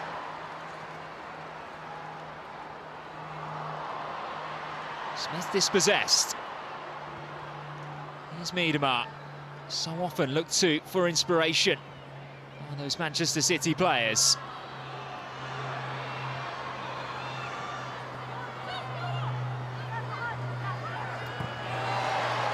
Bene runs out of grass. Yeah, big high five between McCabe and Caldente again, helping each other out. Really good togetherness on show from a tactical perspective from Arsenal today. Katie McCabe did the right thing, shut off central area for Bene, forced her out wide. She went where she wanted her to go, and Caldente took no risks in getting back and helping out her fullback. They've done that all day.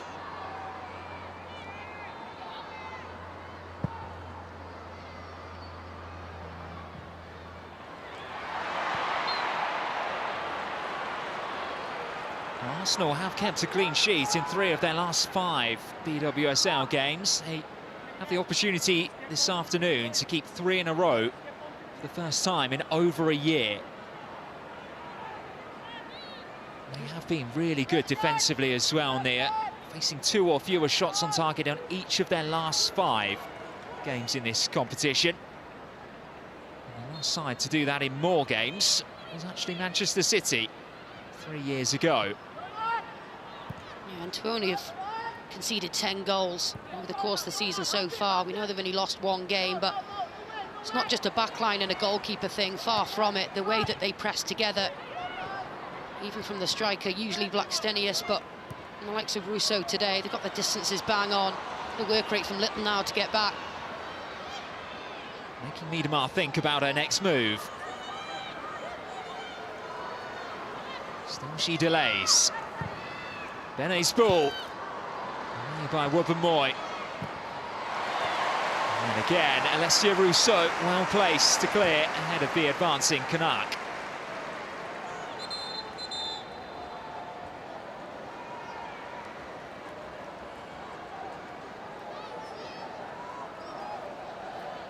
It's been far from a dream return to her former stomping ground. Miedema been pretty quiet, has looked frustrated at times by some uncharacteristic passes that she's given out, but also the lack of support she's had around her to combine with anybody. She's been absolutely brilliant so far, and her stats reflect that from a goals and an assist perspective as well, but just hasn't gone their way today. Oh, she may have some joy in behind. Viviana Miedema ushered out of the way by Katie McCabe, her good friend, and then tripped up the Republic of Ireland captain before firing into the empty nets. That one will not count. That would have been an absolute commentator's curse, wasn't it? Because she was slipped in brilliantly through the middle. Could have maybe pulled the trigger earlier on, but what a recovery from Katie McCabe. Sam Coffey again, she's had a good impact on the game. Hasegawa probably been the best player for Manchester City on the day, and there's a gaping hole there in the Arsenal back line, but again they're defending in numbers, and the composure as well once she gets back. Katie McCabe, be so careful not to commit a foul here. Van Domselaar's committed herself. Good footwork from the Irish fullback, and the composure. She knows what she's doing, using all of her experience there.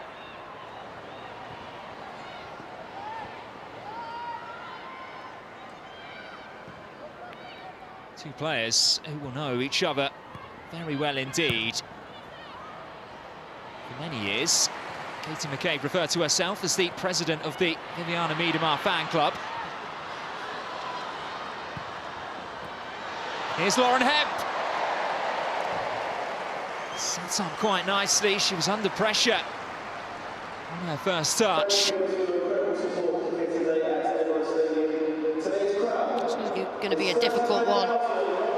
Heavy pass from Catley. Little can't get on the end of it, and they're on it like a flash. Bene does really well to pick out Hemp, who's come in off that left-hand side. You haven't seen her do that too much today, but difficult when you're approaching the strike at speed, and the speed that she has.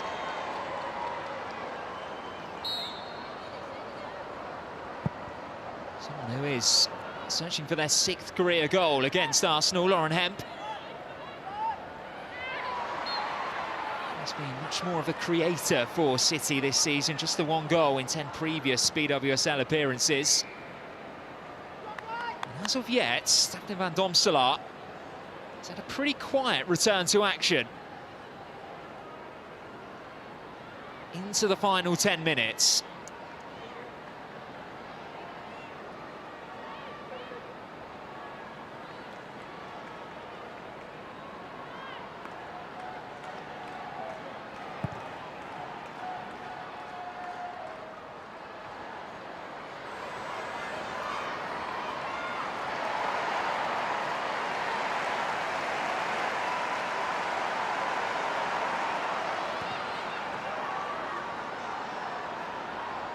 Caldente.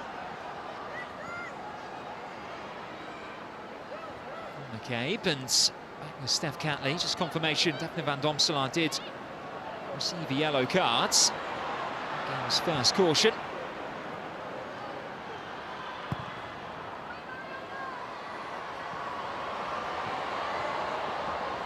Emily Fox shift through the gears. She raced across the pitch there to try to get on the end of the loose ball. It's a risky pass by Van Domselaar. Miedema looking for Shaw, and this one will be in the grateful hands of the goalkeeper, who immediately holds up an apologetic hand. Yeah, Catley did well to track the run of Shaw, but she almost seemed surprised, which surprises me given the amount of times they've combined this season, Miedema and Bunny Shaw.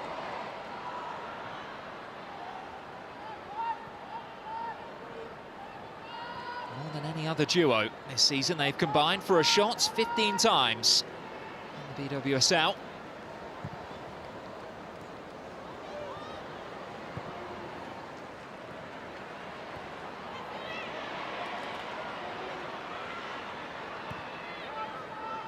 Asagawa for Bene.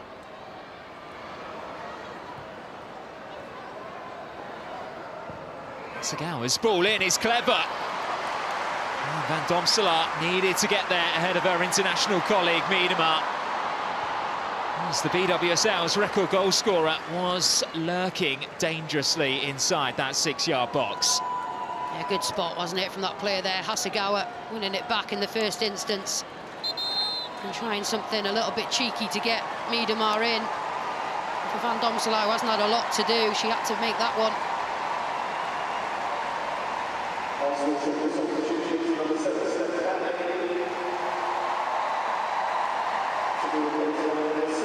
On come the cavalry.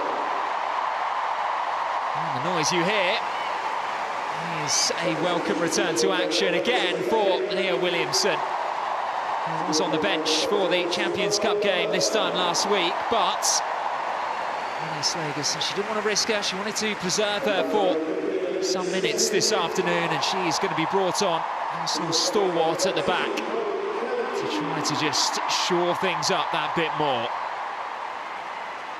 Yeah, huge applause here for the introduction of all three.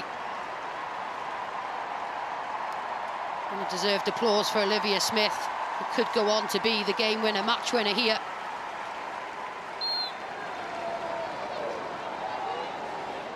Chloe, Kelly, Williamson and Smila Holmberg all on. Catley, McCabe and Smith all off.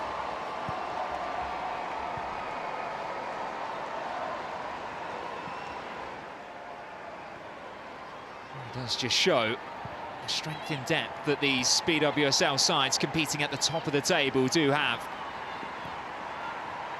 even with injuries.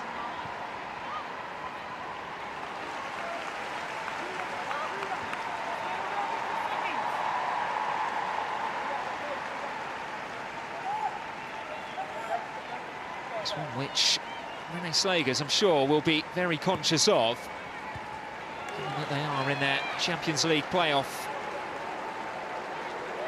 starting this week against OH Leuven, a two-legged tie, kicking off on Wednesday, and then the return tie 7 days later. She's going to need to utilise her full squad. Yeah, I'm not sure how sore this leg is on Yamashita. I know it's been spoken about a lot, but last throw of the dice from Jeglerts and Manchester City get the outfield players in for a conversation. It's still in the laws of the game, so we can't moan too much. He's not found himself in this position too many times this season. social media department at Manchester City often post his team talks in the changing room, and he speaks about trusting the process, not rushing and backing themselves, and they're going to need all of that in this final 5 or so minutes. It's going to take something special because they've just not been firing, not looked half as connected as they usually do. Body language has been a little bit off.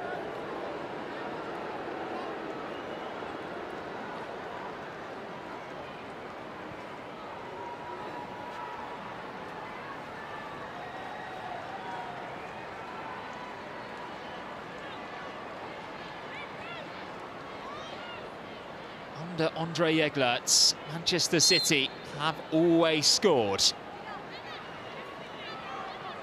They've got 4 minutes to do so.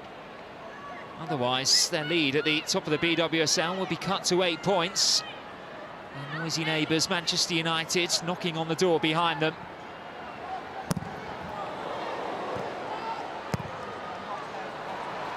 And it's crazy to think that actually, if you're a Chelsea fan sat at home, who are you cheering on here? Are you giving up on the title? Or actually, will you be more frustrated if Arsenal take all 3 points here now, given the race for Champions League football?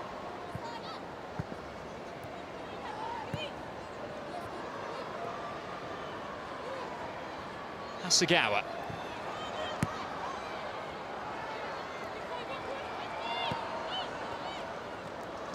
Every Arsenal player now deep inside their own half.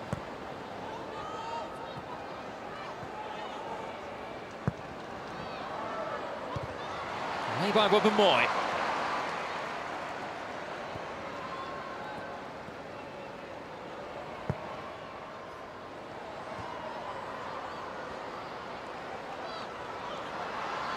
Trying to bundle her way through. It's going to fall here for Vivianne Miedema against her former club.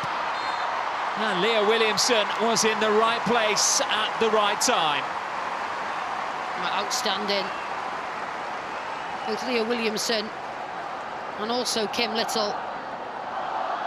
Again, there aren't too many better in the league, wriggling out of a pile of bodies and finding an opportunity for a shot than Miedema, and they know that all too well.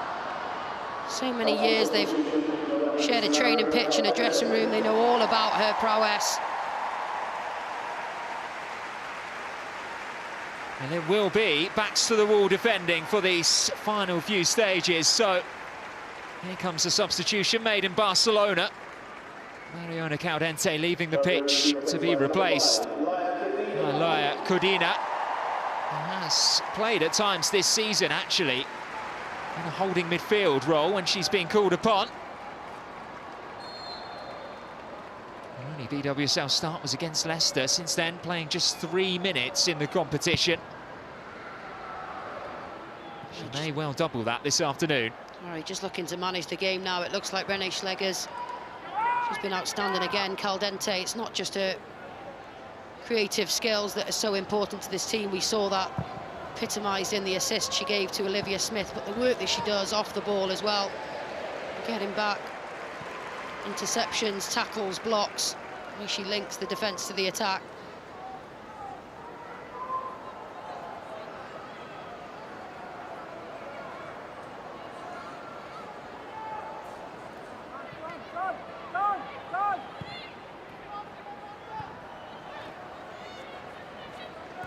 Hasegawa. Bene demanding it, but her run was matched by Holmberg. It's the benefit of the doubt from the official on this near side. And showing her versatility as well, the young Swede. We've seen her deployed at right back, but she's in there at left back against Bene, 2 teenagers. Throw in by Kasperai was met by Holmberg and then knocked clear by Codina.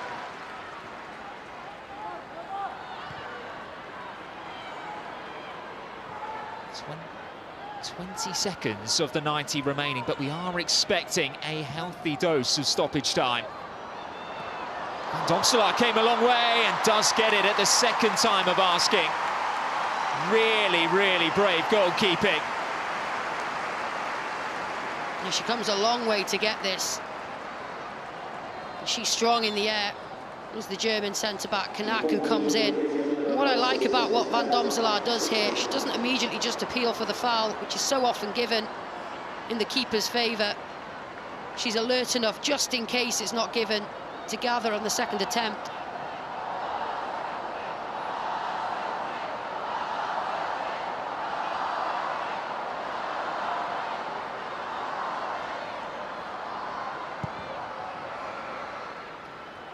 Little has been so effective in that midfield position for Arsenal. Dictated the tempo, she's led by example as well, on and off the ball. Yeah, she's been tireless, absolutely tireless, and she's played in this league for so long, but for so long she's gone without a league title in her beloved Arsenal shirt, over 140 caps for the Scotland national team, and you know, we're not just lording over her because she's an absolute legend at this club and in this league. She is still an outstanding talent who, as you've said, you can't imagine an Arsenal team sheet without her name in it. She's so important.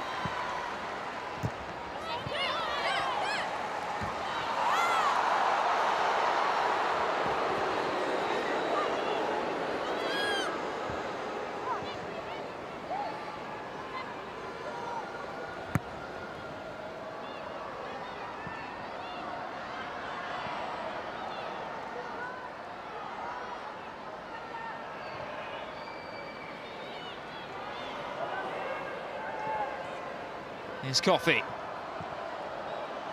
Bene. Will be able to cross, but it will be blocked. Coffey continued her run, away by Codina. Hooked back in by Bene, and it was Shaw who was climbing to try to meet it. Couldn't make the right contacts. The usually so reliable Bunny Shaw. Well, and she had a running start to this one, didn't she? Bene makes a couple of really nice decisions here. Coffey drills it across, but nobody getting across the front, and on a running jump. Just expect her to hit the target, but Vubben-Moy does just enough.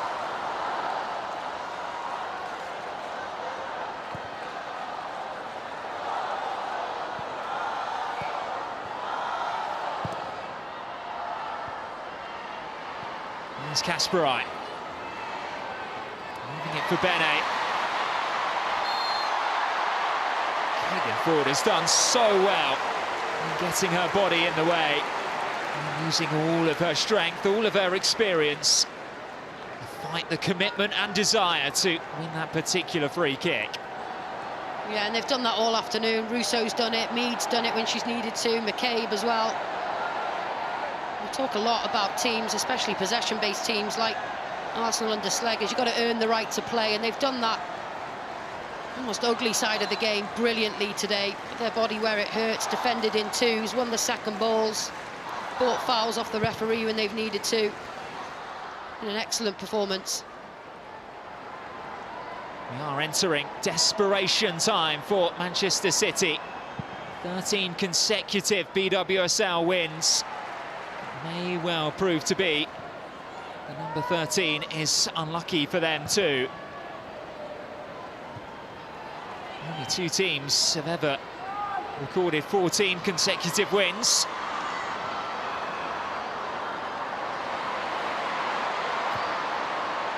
As we enter the final 2 minutes, it's going to take a hell of a lot for them to become the third. Towards Miedema. Canuck hooked back in. And away by Williamson. Free kick had already gone Arsenal's way. It just eats away at the clock even further, and everything Manchester City have tried. Going to be a bit more direct now and getting crosses into the box, but they've headed absolutely everything that's come their way. Catley to start with, now Williamson. Vubben-Moy has been brilliant. The crowd really recognising their role in getting their team over the line here.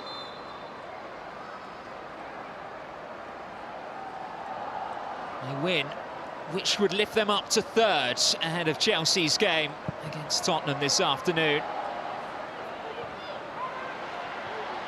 And also with a game in hand against Leicester City. The opportunity to propel the Gunners into second place ahead of Manchester United. The closest side to threaten Manchester City's pursuit of their first BWSL title in 10 years. It is shaping up to be a thrilling end to this season.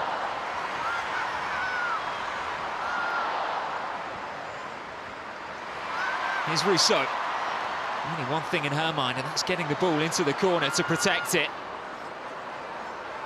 Frida Moreham's not got the memo. Oh, she has now.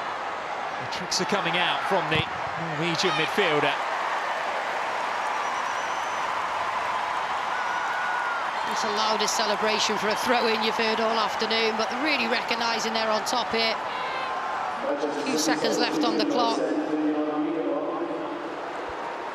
This is a strange one. Minutes and seconds at a valuable premium.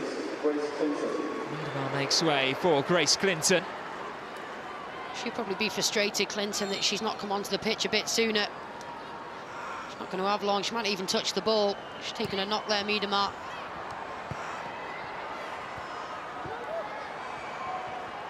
Is there time? Trailing by a goal to nil, the league leaders need to send this ball forward to preserve their unbeaten record. There goes Shorts. Yamashita indecisive. And sticking to their principles here. They just need someone to take responsibility.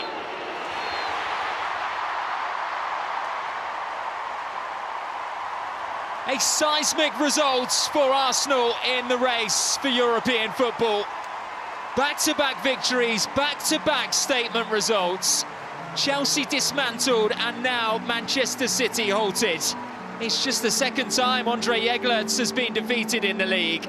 The first time that his side have been stopped from scoring. And a result that somewhat tightens the picture at the top of the table. Arsenal are up to third with a game in hand. City's lead is cut to 8 points, and for the first time in 5 months, there is a blip on their near-perfect record.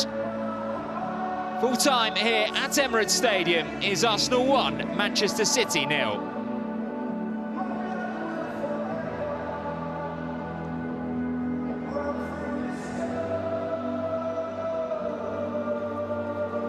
Well, what a performance by René Slager's side. In front of 39,000 fans inside Emirates Stadium this afternoon. Nia Jones, they did exactly what they needed to do.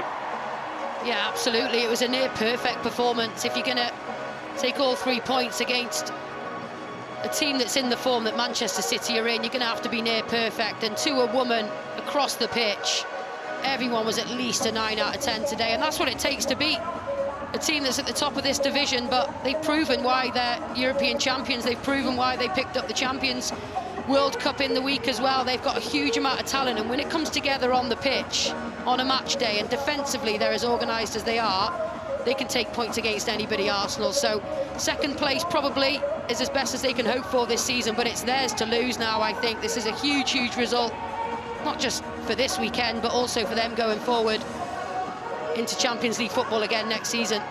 The last time that Manchester City strung a string of results like this together in the race for the title was back in 2024. It was a defeat against Arsenal which tipped the momentum in Chelsea's favour on that occasion.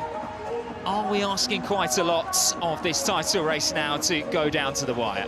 I'd like to think not. You know, as a neutral, it'd be great to see a really close contest for the title come the end of the season, but I think it just proves that they're not unbeatable, they're not unflappable, that actually you can get at them, you can nullify some of their most informed players. Bunny Shaw, Miedema and Carolyn, super quiet today, as quiet as we've seen them all season. And it took a huge performance from Arsenal, who've got to be carrying a little bit of heavy legs from the midweek fixture. They've got Champions League on Wednesday as well, but I think it will just get the rest of the teams looking around the league. The Manchester United, Chelsea will be ruined, a missed opportunity for sure with the results that they've picked up. But I think it just proves that, you know, it's not home and dry for Manchester City, and Arsenal still are a real force to be reckoned with in English football. Such a large squad, full of talent as well. The Gunners, as we look at René Slager's post-match team talk, as you say, they're into European action away in Belgium on Wednesday, and then they're down to the south coast to face Brighton and Hove Albion a week today. She is going to need every single one of those players fit and firing in what will be a crucial period in the shape of their season. Yeah, so busy for them. Goes without saying, I think it's really benefited Manchester City so far this season, not having those midweek fixtures where they have to manage minutes and they have to manage extra knocks and also travel as well. Let's not forget the travel that takes it out of you. Arsenal now probably got a bit of recovery tomorrow, and then they'll be on a flight again to Belgium. Got to get themselves up for it again, but they can't stay down for too long. You can see how disappointed they are. It's not a feeling that they're used to. What's more important is it's not a performance that they're used to either. Lowest amount of shots registered on target throughout the whole season, and maybe a little bit of a hangover from that amazing performance at the Etihad is in their legs, is in their minds. Finished with an Arsenal victory here, and this is exactly how they were able to do it, although it got off to a pretty shaky start in North London. Vivianne Miedema returning to Emirates Stadium, very nearly making an instant impact. And you're just thinking in the opening 5 or 10 minutes, that's where you can really set the tone for your team, and it looked like Manchester City had started the better. Mariona Caldente, though, taking the game by the scruff of its neck here. Heading through the pass. Rebecca Knapp looked like she had the situation under control. With the pace and the willingness, and then the composure of Olivia Smith to score the winning goal here. Yeah, out of nothing, Little and Caldente, the way to pass, and as you say, this looks like Rebecca Knapp's race to win all day long. What I like about the finish from Smith, she doesn't look up really. The touch is perfect with the outside of the boot. So used to seeing her on the right wing. Not once before she rolls that in does she look at where the goal is. Bonnie Shaw then was able to venture forward herself, but as she found throughout this game, a frustrating end result. I think credit has to go to the Arsenal back line for how they've handled Bunny Shaw and friends all day today, in particular Vub and Moy. Really front-footed, really aggressive, closed everything down all afternoon. Arsenal then with a chance for a second, right on the stroke of half-time. Alessia Russo winning the battle here, prodding towards goal. Yamashita had to be at her very best to deny the Arsenal striker. They just did this so well all afternoon, Arsenal. Wrestling back possession, the counter-press, second balls, and it's the one thing missing from a game today, Russo. She had a chance straight from that corner too. Header tipped over from close range. Would have been a very happy birthday for Alessia Russo, that one beating Yamashita. And then Kim Little, who was excellent in midfield this afternoon. The ability to glide forward and tee up Caitlin Ford's shot, though not where she intended on placing it.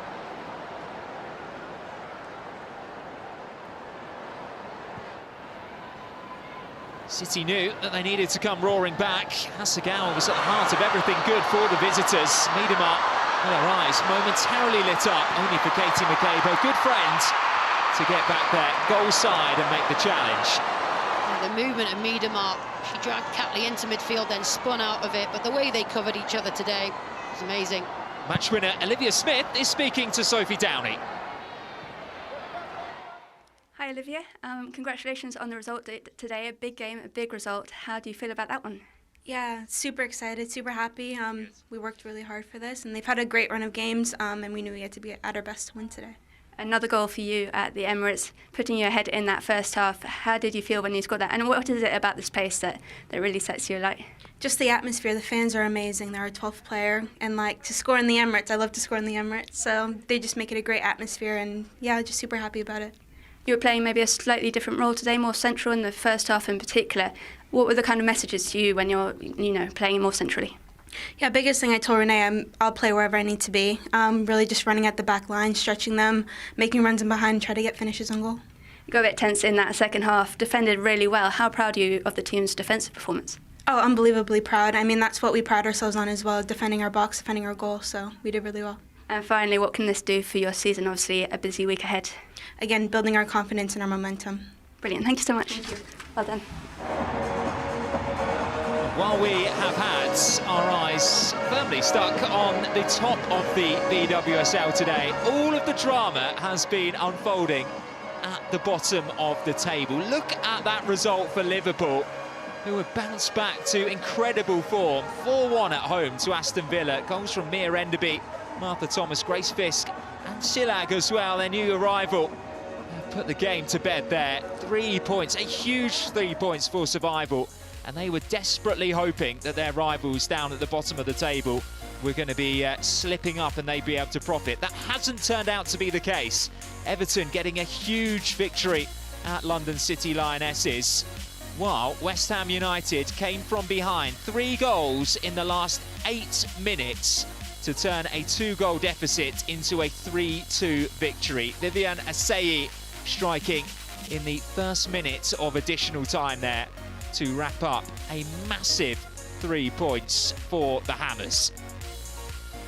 So, how then does that affect the standings? Well, we know that Manchester City's lead has been cut to 8 points at the top of the table. Arsenal up to 3rd place, with Chelsea and Tottenham Hotspur still to play this afternoon. That means that Leicester City, who of course lost against Manchester United yesterday, are now right at the bottom of the table. Their game in hand is against 3rd place Arsenal. Liverpool off the route of the table for the first time in what feels like months. West Ham United beginning their climb up the division as well. Aston Villa and Everton, meanwhile, need to be careful as to what is behind them. Thank you very, very much for joining us this afternoon for a pivotal game in the race for European football. It is Arsenal who emerge with all 3 points as it finishes here at Emirates Stadium. Arsenal 1, Manchester City